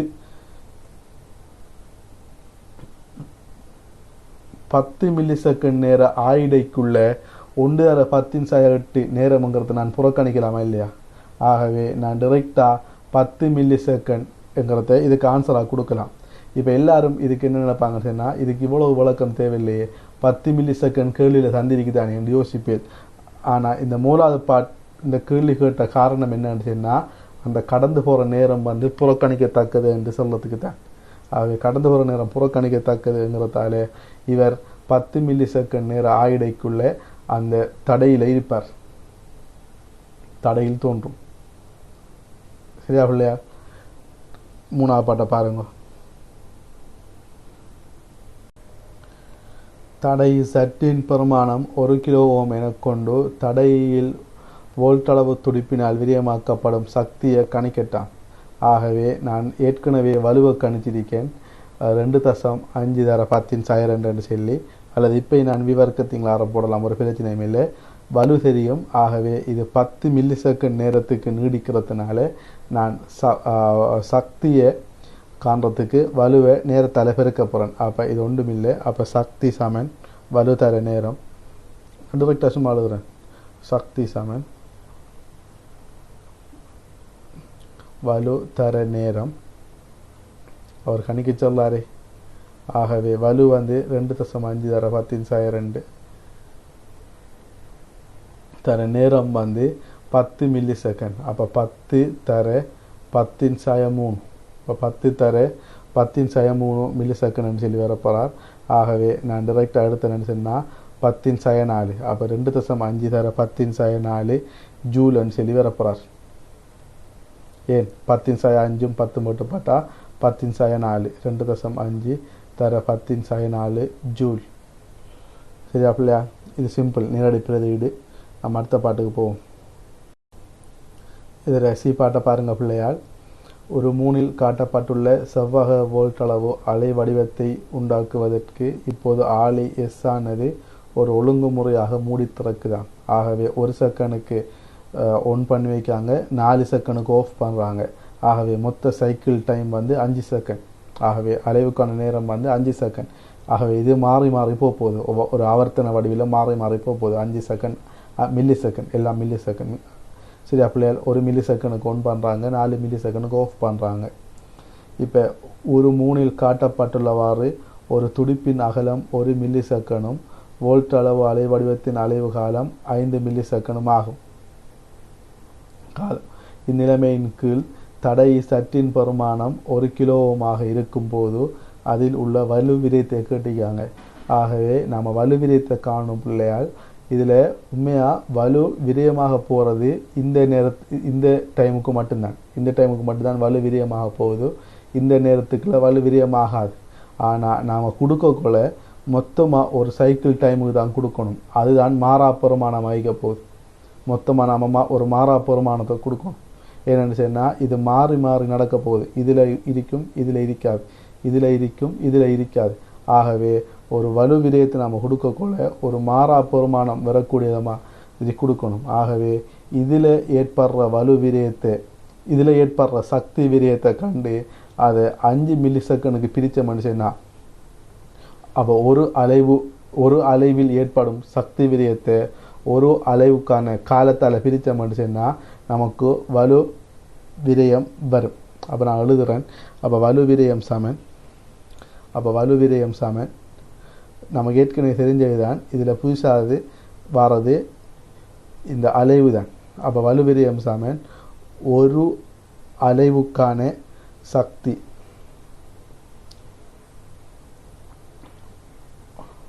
ஒரு அலைவுக்கான சக்தி, அல்லது நாம் அலை வடிவம்னு சொல்லி தந்தியாங்க. அப்போ நம்ம அலைவுக்கான எழுதலாம். ஒரு அலைவுக்கான சக்தி விரயம் அதன் கீழ் அலைவுக்கான நேரம், அலைவு நேரம். அப்போ நம்ம அலைவுக்கான சக்தி விரயம் தெரியும் என்ன பிள்ளையால்? வி வர்க்கத்தின் ஆர் தான் ஒரு அலைவுக்கான நேரம். ஒரு அலைவுக்கான இது விவர்க்கத்தின் ஆறுங்கிறது ஒரு அலைவுக்கான வலு, அதை நேரத்தால் பெருக்கப்படுறேன். அது என்ன நேரம்? 1 மில்லி செகண்ட். அப்போ 1 தர 10 அப்போ 1 தர 10 10 மில்லி செகண்ட். 1 milli second 1/10^3. அதன் கீழ் அலைவுக்கான மொத்த நேரம் எவ்வளவு 5 மில்லி செகண்ட் 5/10^3.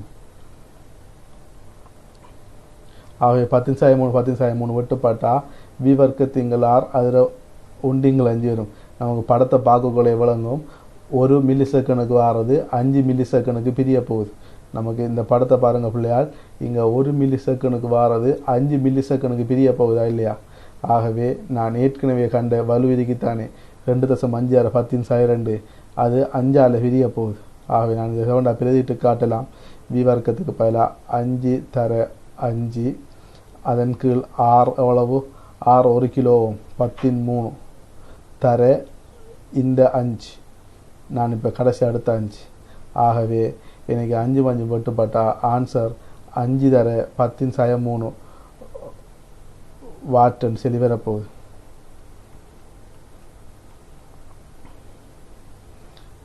இதுதான் ஆன்சர்.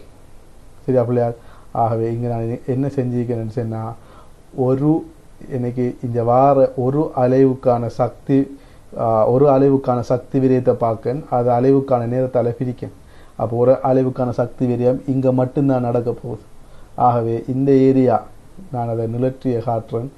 ஆகவே இந்த ஏரியாவுக்கான ஒரு அலைவில் இந்த ஏரியா நான் ஷேட் பண்ணி காட்டுறேன். இந்த ஏரியாவுக்கான சக்தி விரயத்தை பார்த்து அதை 5 மில்லி செகண்ட் பிரிக்கேன். ஆகவே 1 மில்லி செகண்டில் நடக்கிறது 5 மில்லி செகண்ட் பிரிக்கேன். அப்போ நிறைய பேர் இதில் டவுட் கேட்ட அப்படின்னு சொன்னால் இதால் ஏன் பிரிக்கணுங்கிறது. இதான் திருப்பி 2019ஆம் ஆண்டும் இதே பேட்டர்னில் வருது. ஒரு எம்சிக்கு ஒன்று லிங்க் இருக்கும், சூறா லிங்க் இருக்கும், லிங்க் இல்லாமல் விடாது. அதை நீங்கள் விளங்கெடுத்தால் சரி பிள்ளையால். இது சின்ன ஒரு கேள்வி. நான் அடுத்த பாட்டுக்கு போகிறேன்.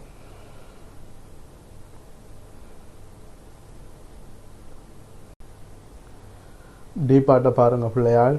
ஒரு துடிக்கும் ஓட்ட முதல் வையின் மூலம் பிறப்பிக்கப்படும் வீச்சம் ஐநோடையும் அகலம் டீனோடையும் உடைய ஒரு செவ்வாக ஓட்ட துடிப்பு ஒரு நாளில் காட்டப்பட்டுள்ளவாறு L1, L2 எனும் நீளங்களை உடைய இரு தடை கம்பிகளினுள்ளே நுழைகிறது. அப்படின்னா படத்தில் காட்டிக்காங்க. சுற்றிலுள்ள ஏனைய தொடுக்கும் கம்பிகள் எல்லாம் புறக்கணிக்கத்தக்க தடையை உடையன என கொள்க. ஒவ்வொன்றும் குறுக்கோட்டு பரப்பளவு ஏயையும் L1, L2 எனும் நீளங்களையும் உடைய இரு தடை கம்பிகளும் தடைத்திறன் ரோவை உடைய ஒரு திரவியத்தாலானவை. அப்போ ரெண்டும் ரோவா. மூலாவது பாட் கட்டிக்காங்க. R1, R2 என்பன முறையே L1, L2 ஆகிய நீளங்களை உடைய கம்பிகளின் தடைகள் எனின் R1, R2க்கான கோவையை எழுதட்டாம். அப்போ நமக்கு தெரியும் R = ரோ L = ஏங்கிறது தெரியும். ஆகவே நான் சிம்பிளாகவே எழுதிடுவேன். டிரெக்டாக எழுதிடுவேன் R1. அப்போ R1 = ரோ L1 × A. அதே போல் R2 எழுதத்தானே சொல்லிக்கார். இதில் நிறுவுறதுக்கு ஒன்றும் இல்லை. R2 அதே ரோ L2 × A. இதை தான் கேட்டிருக்கார். நேரடியாக எழுதச்சேன். நானே நேரடியாக எழுதியிருக்கேன். ரெண்டாவது பாட்டு என்ன சொல்லலாம்னு பார்ப்போம். ரெண்டாவது பாட்டை பாருங்கள் பிள்ளையால். முறையே L1, L2 ஆகிய நீளங்களை உடைய கம்பிகளினூடாக செல்லும் ஓட்டத் துடிப்புகளின் வீச்சம் I1, I2 ஆகியவற்றிற்குரிய கோவையை I0 L1, L2 ஆகியவற்றின் சார்பில் பெறச்சிடலாங்க. அப்போ நாம் ஏற்கனவே பார்த்தோம்னா I0 வாரவர் மேலுக்கு I1 ஆக பிரிகிறார், கீழுக்கு I2 ஆக பிரிகிறார்.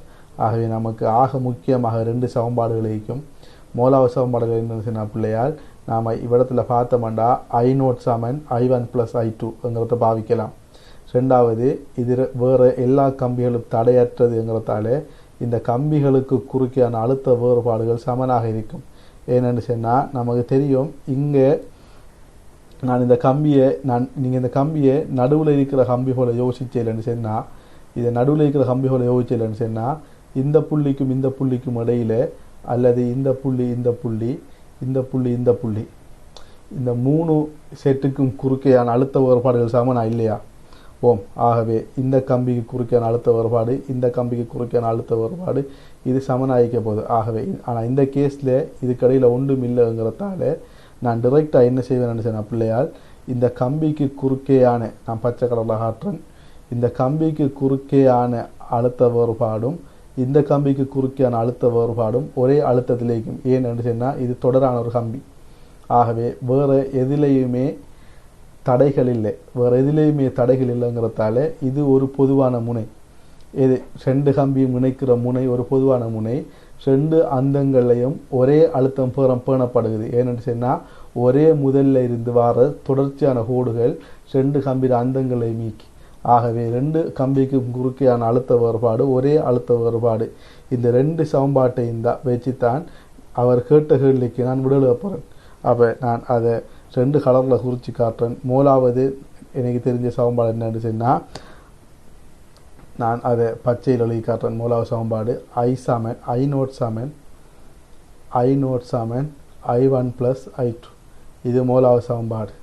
ரெண்டாவது சமன்பாட்டை சிவப்பால் எழுதி காட்டுறேன். ரெண்டாவது சமன்பாடு ரெண்டுலேயும் ஒரே வி, அதை சொல்லணும் நான். ரெண்டுலேயும் ஒரே வி இருக்கிறதால I1 R1 I2 R2. என்னை கேட்ட கேள்வியில் இது 3 தான் நீக்கணும், 6 இருக்க மாட்டான். ஆகவே 6 நீக்கிறதுக்காகத்தான் அந்த மூலப்பாட்டில் ரோ இல்லைங்களே சொல்லாங்க. அப்போ ரோவும் ஏயும் ரெண்டு பக்கத்துலையும் வெட்டுப்பட்டுரும். ஆகவே நான் ரோக்கு பாரு என்ன R1க்கு பாரு என்ன படணும்னு சொன்னால் ரோ L1 A. அதே போல் I2க்கு பால் I2 × R2க்கு பதிலாக ரோ L2 A. இதை பிரித்துட்டேன்னு சொன்னால் ரோவிங்கிலே ரெண்டு சைட்லையும் வெட்டுப்பாட்டுச்சுன்னு சொன்னால் இது I1 இடப்பக்கம். ரெண்டு சைட்லையும் வெட்டுப்பாட்டா எனக்கு விட வருவார் I1 × L1 I2 × L2. இப்போ இவரை கொண்டு போய் பச்சையால் எழுதிக்கிறதுல I1 அல்லது I2க்கு பிரதிட்டேன்னு சொன்னால் எனக்கு I1ம் I2ம் தனியாக வருவாரா இல்லையா? தனியாக வருவார். அப்போ நான் பச்சையில் பிரதிடத்தால் பச்சையால் எழுதி காட்டுறேன். அப்போ I0 I1 + I2க்கு பதிலாக என்ன போடலாம்? நான் I1 × L1 நீங்கள் L2 போடலாமா இல்லையா? அப்போ I1 × L1 × L2 சொல்லி போடுறேன்.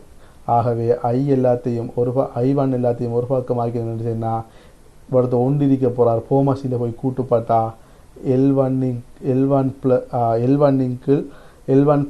L2 L1 என்று சொல்லி வருவார். ஏன் மேலுக்கு L1 இருக்கார், இங்கே ஒன்று இருக்கார். ஆகவே போமாசி எடுக்கிறேன். இந்த போமாசி இதை நான் இவரது வழங்கப்படுத்தணுமா? இல்லை. அப்போ நமக்கு தெரியும். இப்போ இதில் நான் I1 எழுவாய் மாற்றம் செஞ்சேன்னு சொன்னால் I1 என்ன வருவார்ன்னு சொன்னால் L1 × L1 + L2 தர I0. அதே போல் நான் இதை பிரதிட்டேன்னு சொன்னால் L1 மாறும். ரெண்டு பேரும் ஒரே ஆக்கள் தானே. ஆகவே எனக்கு I2 என்ன வருவார்ன்னு சொன்னால் L2 × L1 + L2 × I0 சொல்லி வருவார். இப்போ பாருங்கள் பிள்ளையால், இது ரெண்டையும் கூட்டினு சொன்னால் முதலாவது சமன்பாட்டையும் ரெண்டாவது சமன்பாட்டையும் கூட்டினு சொன்னால் I1 + I2 L1 + L2 போமாசிங்கிறதால மேலுக்கு L1 + L2 ஆகி இந்த மொத்த கோவையும் உண்டாகி இடப்பக்கம் இருக்கிற I1 + I2 வலப்பக்கம் இருக்கிற I0க்கு சமனாக வருமா இல்லையா? அதை செக் பண்ணிக்கணும். இதில் நான் ஒன்றும் செய்யலை. இந்த நீலத்தால் எடுத்த சிவப்பால் எடுத்த சமன்பாட்டையும் பச்சையால் எடுத்த சமன்பாட்டையும் ஒன்று பிரதிகிறேன். எனக்கு ஃபைனல் ஆன்சர் வேறு இது. இதில் நான் வேறு ஒரு வித்தையும் காட்டலை. இது ஒரு சின்ன ஒரு விஷயம். வந்துட்டு பாருங்கள் பிள்ளையால், அடுத்த பாட்டுக்கு போவோம்.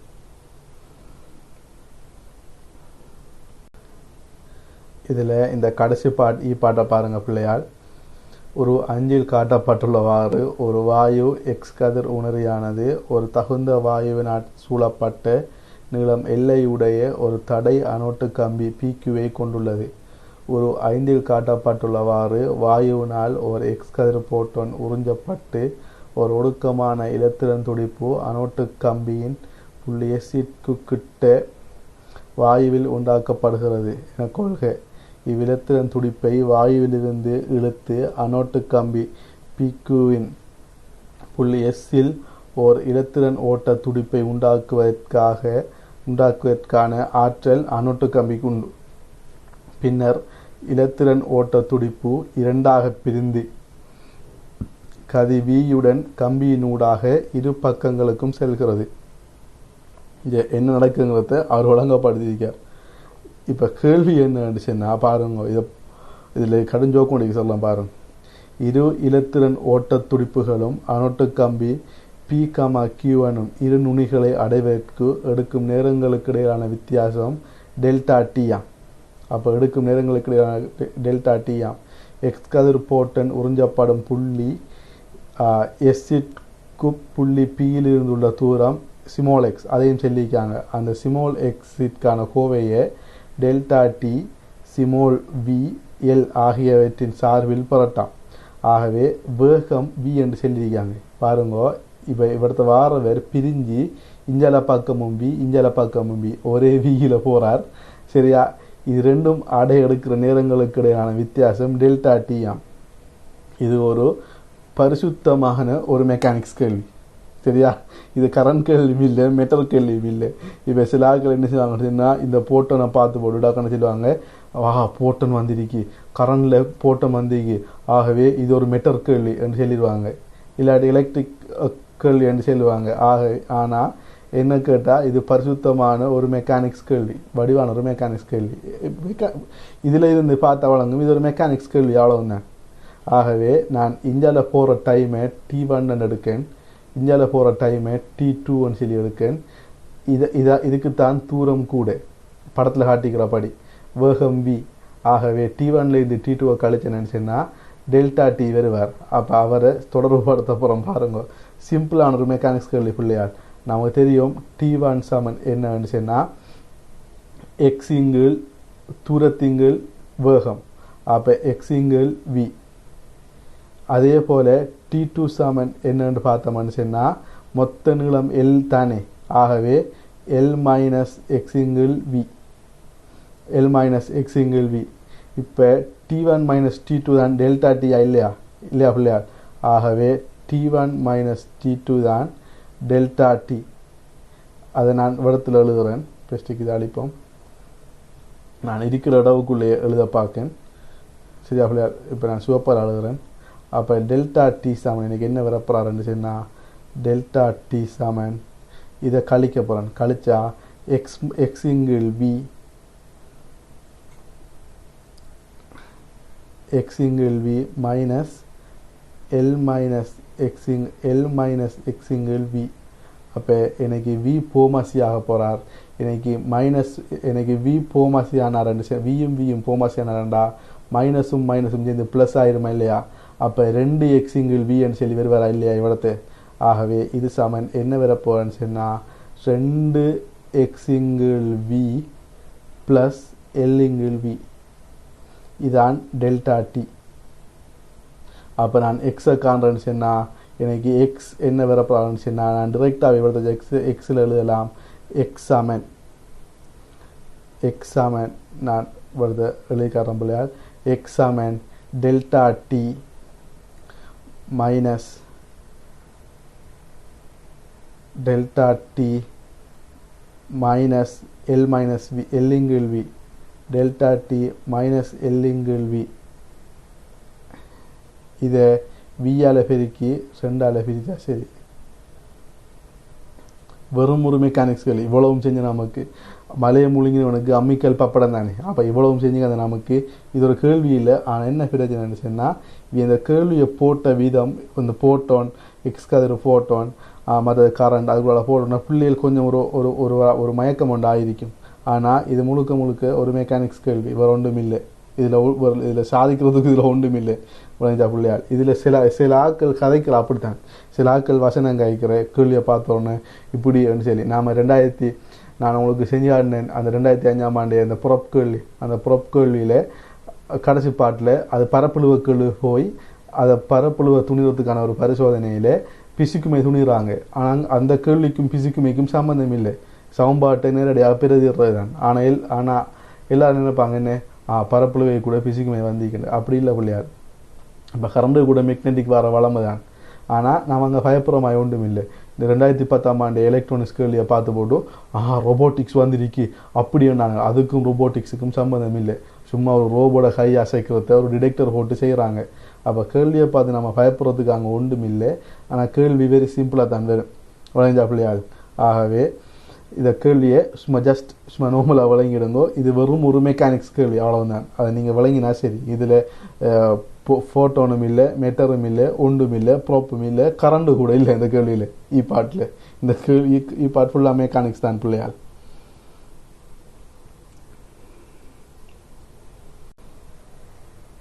இதில் பாருங்கள் பிள்ளையால், நாம் 2018 இருக்கிற இந்த எஸ்ஏ பாட்டை ஃபுல்லாக முடிச்சிட்டோம். இந்த எஸ்ஏ பாட்டு நமக்கு ஃபுல்லாக முடிஞ்சு வடிவான எஸ்ஏ கேள்வி.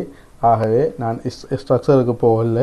நாம் இப்போ இந்த MCQ பாட்டை 1 by 1 முடிச்சுக்கிற போகிறோம். காந்தப்புலம் வார கேள்விகளை நான் காந்தப்புலத்தோட சேர்த்து ஒவ்வொரு கேள்வியாக செய்வேன். நான் எலக்ட்ரானிக்ஸ் காந்தப்புலம் மிக்ஸ் பண்ணி வார கேள்விகளை அந்தந்த யூனிட்டுகள் பின்னுக்கு வர யூனிட்டோட சேர்ந்து செய்வேன். அதுக்குரிய விஷயங்கள் செல்லணுமே. ஆகவே இப்போ நாம் கரண்ட் எலக்ட்ரிசிட்டி மட்டும் பார்த்துக்க போகிறதால இப்போ இந்த எஸ்ஏ பாட் முடிஞ்சு இப்போ இந்த MCQ பாட்டுக்கு இப்போ போக போகிறோம். பாருங்கள் பிள்ளையார்.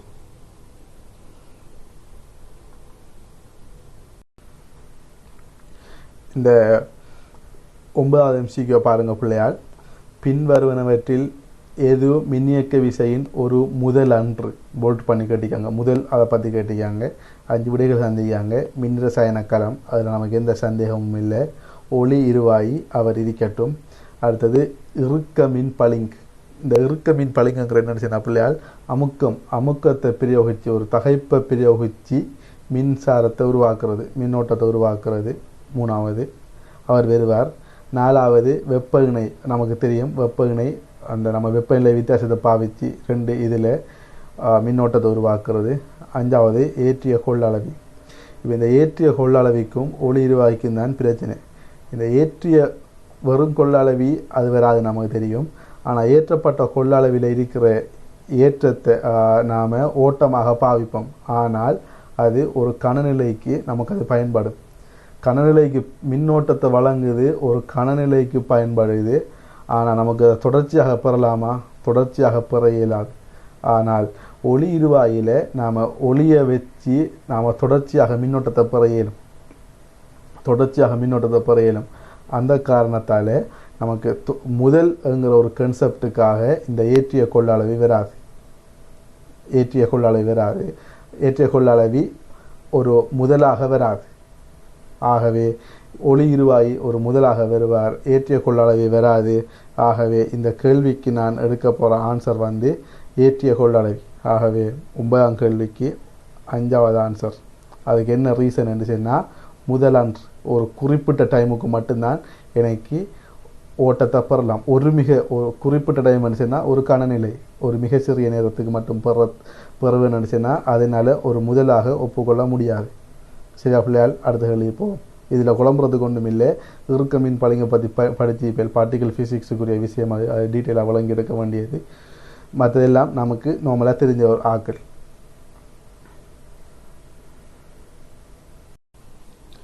இருபத்தி ஓராவது பாருங்கள் பிள்ளையால். சுற்றில் காட்டப்பட்டுள்ள ஒவ்வொரு கொள்ளளவினதும் பிரமாணம் 1 மைக்ரோஃபாரடாம். கொள்ளளவிகள் முழுமையாக ஏற்றப்படும் போது கொள்ளளவிகளில் தேக்க வைக்கப்பட்டிருக்கும் மொத்த ஏற்றம் கேட்டிருக்காங்க. எல்லாமே மைக்ரோ கூலம் சார்பாய்க்கு. அப்போ நான் இந்த பாவிக்க போகிற சமன்பாடு Q = CV. ஆகவே எல்லாமே 1 மைக்ரோஃபாரடாக இருக்கிற காரணத்தால் நான் இங்கே சி அணிக்கு ஒரு மாறாப்பிரமாணம். அப்போ Q = CVயில் எனக்கு சி வந்து ஒரு மாறாப்பிரமாணம் 1 மைக்ரோஃபாரட். ஆகவே எனக்கு மொத்த Q காண்றதுங்கிறது மொத்த V காண்றதுல எண்பெருமானமா இல்லையா? மொத்த V காண்றதுல எண்பெருமானம். இந்த கேள்வி செய்கிறதுக்கு ஈஸியான ஒரு முறை ஒன்று இருக்கு. அது என்னன்னு சொன்னால், இதை புவித்தொடுப்பு செஞ்சு விடுறேன். இதை புவித்தொடுப்பு செஞ்சு விட்டேன்னு சொன்னால் பாருங்கள் பிள்ளையால், இங்கே 10 வோல்ட், இங்கே 10 வோல்ட் இருக்கு. இந்த 10 வோல்ட் இங்கே புவித்தொடுப்பு செய்யப்பட்டதால் எனக்கு இந்த சிக்கு குறுக்கான அழுத்த வேறுபாடு தேவை. அப்போ இந்த சிக்கு குறுக்கான அழுத்த வேறுபாடு தேவைப்பட்டுச்சுன்னு சொன்னால் இந்த புள்ளிலையும் எனக்கு அழுத்தங்கள் தேவை. இந்த புள்ளி இந்த 2 புள்ளிலையும் எனக்கு அழுத்தங்கள் தேவை. ஆகவே இந்த புள்ளியில் அழுத்தம் 10 வோல்ட். இந்த புள்ளியில் அழுத்தம், அதை நான் எழுதி காட்டுறேன். இந்த புள்ளியில் அழுத்தம் 10 வோல்ட். 10 வோல்ட்டுண்டா இந்த புள்ளி அழுத்தம் 5 வோல்ட் ஆகிக்க போகுது. ஏன்னு சொன்னால் 10 6க்கு 6 ஒன்றுக்கு ஒன்றில் 2ஆக பிரிகிறார் 10 5 0. அதே போல் நம்ம அழுத்த பிரிவு தான் இங்கே 10 வோல்ட்டாக இருக்கிற காரணத்தால் ஒவ்வொரு தடைக்கும் 2 வோல்ட் வீழ்ச்சி அடையும். அப்போ 10ல் 2 போனால் இவ்விடத்தில் 6 வோல்ட் வீழ்ச்சி அடையும். ஆகவே 6ல் 8 வோல்ட் வீழ்ச்சி அடையும். 10ல் 2 போனால் 8 வோல்ட் இங்கே வீழ்ச்சி அடையும். அப்போ 8 இந்த நுனியில் 8 வோல்ட், இந்த நுனியில் 5 வோல்ட். ஆகவே இதுக்கு குறுக்கியான அழுத்த வேறுபாடு 3 வோல்ட்டாக இருக்க போகுது. 3 வோல்ட்டாக இருக்க போகுது. இந்த கொள்ளளவிக்கிட்ட வந்த மனுஷன்னா இந்த கொள்ளளவில் இடப்பக்கமும் 5 தடைகள் இருக்கி, வலப்பக்கமும் 5 தடைகள் இருக்கி. 2க்கு 3 2க்கு 3ங்கிற ஒரு விகிதத்தில் இருக்கி. நீங்கள் உவித்தன் படி பார்த்தாலும் சரி, சும்மா பார்த்தாலும் சரி, 2க்கு 3 2க்கு 3ங்கிற விகிதத்தில் இருக்குங்கிறதால இதுக்குள்ளால எந்த ஒரு ஓட்டமும் ஆரம்பத்தில் ஓடி இருக்காது. இது ஒரு இந்த 2 புள்ளிகளும் ஒரே அழுத்தத்தில் இருக்கிற புள்ளிகள். நம்ம உங்களுக்கு பெருமானம் போட்டு காட்டினாலும் எப்படி வரும்னு சொன்னால், இங்கே 10 வோல்ட், இங்கே 10 வோல்ட், 10ல் 4 தடைக்கு 2 படி வீழ்ச்சி அடைஞ்சால் இவ்விடத்தில் 6 வோல்ட் வரப்போகுது. வலப்பக்கமும் அதே போல் 6 வோல்ட் வரப்போகுது. அப்போ 6 வோல்ட்டுங்கிறதால நடுவில் இருக்கிற கொள்ளளவையால் எந்த ஒரு பிரயோஜனமும் இல்லை. அதில் எதுவுமே சேமிக்கப்படாது. அது சிம்பிள். இப்போ இந்த 3வது கொள்ளளவிக்கு வந்த மனுஷன்னா அந்த 3வது கொள்ளளவி ஒரு 2 வோல்ட் அழுத்த வேறுபாட்டுக்குள்ளே. ஏன் 10 வோல்ட் 5 தடைகள். அப்போ ஒரு தடைக்கு குறுக்கே 2 வோல்ட்டுங்கிறதால இவருக்கு குறுக்கானது 2 வோல்ட். ஆகவே 2 மைக்ரோ கூலம் 3 மைக்ரோ கூலம். ஆரம்பத்தில் இருந்தது 3 மைக்ரோ கூலம், இவர் 2 மைக்ரோ கூலம். அப்போ இன்னைக்கு மொத்தம் 3 சக 2 5 மைக்ரோ கூலம் ஆன்சராக வருவார். சரி, அப்படி நான் இதில் இந்த கேள்வியில் உண்மையான காரணம் என்னன்னு சொன்னால், புள்ளிகள் அழுத்தம் காண்றது. அப்போ புள்ளிகள் அழுத்தம் கண்டா கொள்ளளவில் ஏற்றம் காண்றதுக்கு அழுத்த வேறுபாடு தேவைப்படும். அப்போ அதை அடையாளம் கண்டுபிடிக்கிறது தான் இந்த கேள்வியில் இருக்கிற ஒரே ஒரு வேலை. மற்றபடிக்கு இது ஒரு சுகமான ஒரு கேள்வி, அழகான ஒரு கேள்வி. இதில் ஒன்றும் இல்லை. சிம்பிளாக விளங்கி எடுத்து சிம்பிளாக செஞ்ச முடிச்சுன்னா சரி. சரி அப்படியால் அடுத்த பாட்டுக்கு போவோம்.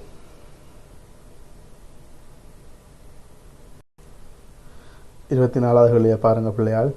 A, B, C ஆகிய சுற்றுக்களில் காட்டப்பட்டுள்ள 3 சர்வசம வோல்ட்டளவு முதல்கள் புறக்கணிக்கத்தக்க அகத்தடையை கொண்டுள்ளன. சுற்று Bயில் V ஆனது அகத்தடை ஸ்மால் r உடைய ஒரு வோல்ட்டுமானியை வகை குறிக்கிறது. R3 ஆனது R1 into small r அதன் கீழ் R1 plus R எனின் சுற்றுகளில் காட்டப்பட்டுள்ள I1 I2 I3 ஆகியவன பற்றி பின்வருவற்றில் எது உண்மையானது? அப்போ இதில் வெறும் R1 இருக்கு. முதலாவதில் வெறும் R1 இருக்கார். 2வதில் ஸ்மால் r அகத்தடையுடைய ஒரு வோல்ட்டுமானி வச்சுக்காங்க. ஆகவே இதில் தேறிய தடை capital R1 into small r R1 plus R. நாம் 2017 ஸ்ட்ரக்சரில் என்ன செஞ்சோமோ அது 2018 MCக்கு கொண்டு வந்திருக்காங்க. நீங்கள் பாஸ் பேப்பர் செஞ்சிருக்கீங்களா இல்லையான்னு பார்க்குறதுக்கு, அவ்வளோதான். இங்கே வேறு ஒன்றும் இல்லை. 3வது R3 ஒன்று இணைச்சிருக்காங்க. எல்லாத்துலேயும் R2 காமனாக இருக்கு. V0 காமனாக இருக்கு. R1 இங்கே R1 இங்கே R3. இந்த R3யும் இதில் விளைவில் வார R1 அதன் கீழ் R1 ப்ளஸ் Rங்கிறதும் சமனம். இதைத்தானே நாம் 2017 அவர் ஒரு லட்சிய வோல்ட்டுமானி இணைக்கிறார், அதெல்லாம் கழிச்சார். அப்போ நாம் அதுக்கு சென்னந்தானே இது ரெண்டும் ஒரே சர்வசமனானதுண்டு. ஆகவே இந்த தடை தொகுதியும் நான் கீறி காட்டுறேன் பாருங்கள் பிள்ளையால். இந்த தடை தொகுதி இதுக்கு நான் ஸ்மால் ஆர் போட்டேன்னு சொன்னால், இதுக்கு ஸ்மால் ஆர் போட்டு எனக்கு வார இந்த தடை தொகுதியில் தேறிய சமான தடையும் இதில் தடையும் ஒன்றுன்னு சொல்லிக்காங்க தானே. அப்போ ஒன்றுன்னு சொன்னால் I2 சமன் I3 ஆയിരിக்குமா இல்லையா? ஏன் மற்ற எல்லாமே சமன். I2 சமன் I3. நான் ஆல்ரெடி சொல்லியிருக்கேன். நான் என்னென்னு சொன்னால், ஒரு தடைக்கு சமாந்தரமாக இன்னொரு தடையை இணைச்சோம்னு சொன்னால் சமான தடை 2 தடையை விட சின்னதாகிக்கும். இன்னும் சொல்ல போனால் சின்ன தடையை விட சின்னதாகிக்கும். ஆகவே இங்கே R1 வச்சு இங்கேயும் R1 வச்சு இங்கே இதுக்கு சமாந்தரமாக இன்னொரு தடையை வச்சா இங்கே விளைவுள் தடை குறைய, விளைவுள் தடை குறைஞ்சா ஓட்டம் கூடுமா இல்லையா பிள்ளையால்? ஓட்டம் கூடும். ஆகவே I1 விட I2க்கு ஓட்டம் கூடுமா இல்லையா? I2 மைத்திரியும் சமன். ஆனால் I2ஐ மைத்திரியையும் விட I1க்கு ஓட்டம் குறையா இல்லையா? ஏன்? I1 வெறும் ஒரு ஒத்த தடை R1 இருக்கார். R2 கொமன் தானே விடுவோமே. I1 ஒத்த தடை R1 இருக்கார். ஆனால் இங்கே R1 கூட சமாந்தர தடைகள் இருக்கிறதால ஏயை விட பியில் சமான தடை குறைய, அதால் ஏயை விட பிக்கு ஓட்டம் கூட. அப்போ ஏயை விட பிக்கு ஓட்டம் கூடங்கிறதால I1 சின்னதாக இருப்பார் I2வை விட. ஆனால் I2வும் I3யும் சமனா? ஓம், நாம் ஆல்ரெடி பார்த்துட்டோம். I2வும் I3யும் சமன். ஆகவே இந்த கேள்விக்கு விடை வந்து 4வது விடை. இதில் பெரிய மெஜிக் ஒன்றும் இல்லை பிள்ளையால். இதில் சின்ன விஷயம் என்னன்னு சொன்னால் 2017 செஞ்ச ஸ்ட்ரக்சர் உங்களுக்கு விளங்கியிருக்கா இல்லையாங்கிறத பார்த்திக்காங்க. அவ்வளோதான். அந்த ஸ்ட்ரக்சர் நீங்கள் செஞ்சால் இல்லையாங்கிறத பார்த்திக்காங்க 2017 ஸ்ட்ரக்சர். ஆகவே பியில் இருக்கிற R1க்கும் வோல்ட்டுமானிக்குமான சமான தடை தான் சியில் இருக்கிற R3. அதன் காரணமாக பியிலையும் சியிலையும் ஒரே ஓட்டம் ஓடும். ஏயில் தனி R1 இருக்கிறதால அவருக்கு தடை கூட, அதால் ஓட்டம் குறையும். அவ்வளோதான் இந்த கேள்வி. சரியா பிள்ளையால்? அடுத்த பாட்டுக்கு போவோம்.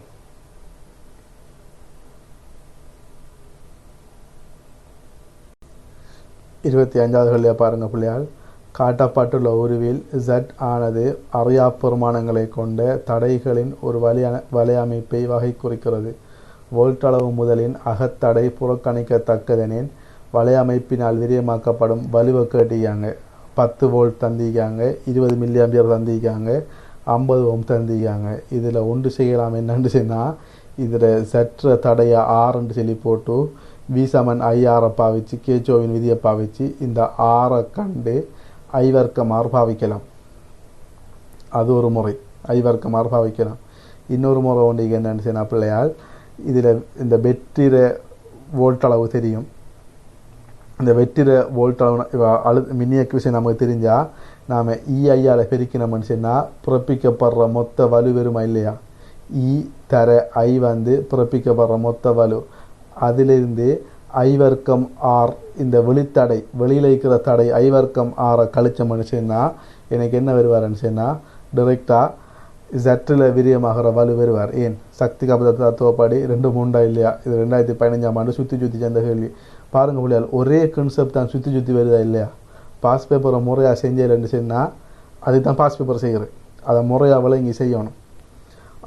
அப்போ 10 வோல்ட் அதுக்கு குறுக்கையான வந்து 10 வோல்ட்டுங்கிறதால நான் இதை நீங்கள் சுருக்கல் குயிக்காக செஞ்சிருப்பேன், நான் விளங்கப்படுத்துவதற்காக செய்கிறேன். அப்போ இந்த கேள்விக்கு EI என்ன வருமானு சொன்னால் பிள்ளையால் பாருங்கள், எல்லா ஆன்சரும் மில்லி வாட்டிலேக்கு. அப்போ மில்லி வாட்டிலேக்கிறதால நான் 10⁻³ போட்டு இங்கே குழப்ப மாட்டேன். அப்போ பை இதில் எனக்கு என்ன வரப்போன்னு சொன்னால் 200 மில்லி வாட் பெட்டிலேருந்து பிறப்பிக்கப்பட போகுது. அப்போ பெட்டிலேருந்து பிறப்பிக்கப்பட போகிறது 200 மில்லி வாட். இந்த தடையிலேருந்து பிறப்பிக்கப்பட போகிறது எவ்வளோன்னு சொன்னால் I வர்க்கம் R. அப்போ I வர்க்கம் R என்ன வரப்போகிறாருன்னு சொன்னால் பிள்ளையால் நான் பாருங்க, இதில் I வர்க்கம் வந்து 20 தர 400 இல்லையா? ஆனால் 10⁻³ தர 10⁻³ இருக்கு. அப்போ நான் ஒரு 10⁻³ விடுவேன். இந்த மில்லி கவுண்ட் இந்த எல்லாத்துலேயும் மில்லி இருக்கிறதால ஒரு 10⁻³ விடுவேன். அப்போ 20 400 R வந்து 50. அப்போ R வந்து 50ங்கிறதால எனக்கு நான் ஒரு 10⁻³ விட்டேன்னு சொன்னால் மிச்சம் இன்னொரு 10⁻³ இருக்கா இல்லையா? அப்போ இந்த 10⁻³ 50 இருக்கிற சைவர் 400 இருக்கிற 2 சைவரையும் பற்றி நான் 20. அப்போ தடையில் விரியமாகிறது 20 மில்லி வாட், வெற்றி பிறப்பித்தது 200. அப்போ ஆன்சர் 200/20 150 வாட், 150 மில்லி வாட். பிள்ளையால் நான் இங்கே என்ன செய்கிறேன்னு சொன்னால் தடையை எடுக்கேன். தடையில் தனியை கால்குலேட் பண்ணாமல் நான் இந்த இவர் அகத்தடை 6 நான் இங்கே கால்குலேட் பண்ணலை. இதில் தடை 6 நான் இங்கே கால்குலேட் பண்ணலை. இதை கால்குலேட் பண்ணிச்சுன்னு சொன்னால் நீங்கள் E = IR + R பாவிச்சு ஆறை கண்டு அதுக்கு ஐவர்க்கமாக பாவிக்கலாம், அதுவும் செய்யலாம். அதை விட நான் இப்போ செஞ்சது லேசி. எப்படி பெட்டில் விரியமாகிற மொத்த வலுவை பார்த்திக்கேன். அந்த பெட்டில் விரியமாகிற மொத்த வலுவிலேருந்து வெளியில் இருக்கிற தடையில் விரியமாகிற வலுவை கழிச்சிருக்கேன். ஜட்டில் விரியமாகிற வலு வருவார். அவ்வளோ நடந்த கேள்வி, இதில் வேறு ஒன்றும் இல்லை.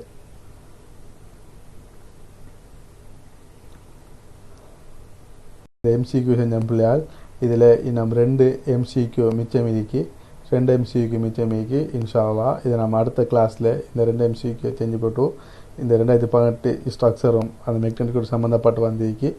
நாங்கள் 2019 எம்சிக்யூவும் ஸ்ட்ரக்சர் வந்து எலக்ட்ரானிக்ஸோடு சேர்ந்து வந்திருக்கிறதால 2019 எம்சிக்யூ 2019 எஸ்ஏ இதை அடுத்த கிளாஸில் செஞ்சுட்டு டிரெக்டாக மேக்னெட்டிக் ஃபீல்டுக்குள்ளே உரிய மிச்ச கேள்விகளை செய்வோம். மேக்னெட்டிக்கில் இருக்கிற மிச்ச கேள்விகளை செய்வோம். மேக்னெட்டிக்கில் என்னென்ன 2015 அதே போல் வருவோம். 2015 2019 வருவோம். ஆனால் இதுக்குள்ளே எடிஷனலாக வேறு என்ன கேள்வி செய்வோம்ங்கிறத நான் உங்களுக்கு இதில் தெரியப்படுத்துவேன். அந்த கேள்விகளை நீங்கள் பாஸ் பேப்பர் கேள்விகள் அதை நீங்கள் செஞ்சலைன்னு சொன்னால் அது ஒரு ப்ராக்டிஸ் போல இருக்கும். அதை முடிச்சுட்டு நாம் எலக்ட்ரானிக்ஸில் இருக்கிறதையும் பார்த்தோம்னு சொன்னால் மொத்தமாக 3 யூனிட்டையும் சேர்த்து நமக்கு முதல் பேப்பர் செய்கிறதுக்கு இன்ஷா அல்லாஹ் ஈஸியாக இருக்கும். இப்போ உங்களுக்கு விளங்கும் பாஸ் பேப்பர் எவ்வளோ முக்கியங்கிறது உங்களுக்கு விளங்கிக்கும் பிள்ளையால். இந்த பாஸ் பேப்பர் அந்த அளவுக்கு அதை செஞ்சிருக்கணும். ஆகவே நாம் இதில் எடுத்துக்கொண்ட டாஸ்கில் கிளியராக போயிருக்கோம். எல்லோரும் நல்லா விளங்கியிருக்கேன். அதை தெரியும். நான் உங்களோட ஃபீட்பேக் எடுத்து நான் வேறையா நல்லா விளங்கியிருக்கேன். விளங்காத டவுட்டை நான் பர்சனலாக கிளியர் பண்ணியிருக்கேன். இது ஓகே. நாம் இன்ஷா அல்லாஹ் அடுத்த கிளாஸில் சந்திப்போம். அஸ்ஸலாமு அலைக்கும் வரஹ்மத்துல்லாஹி வபரகாத்துஹு.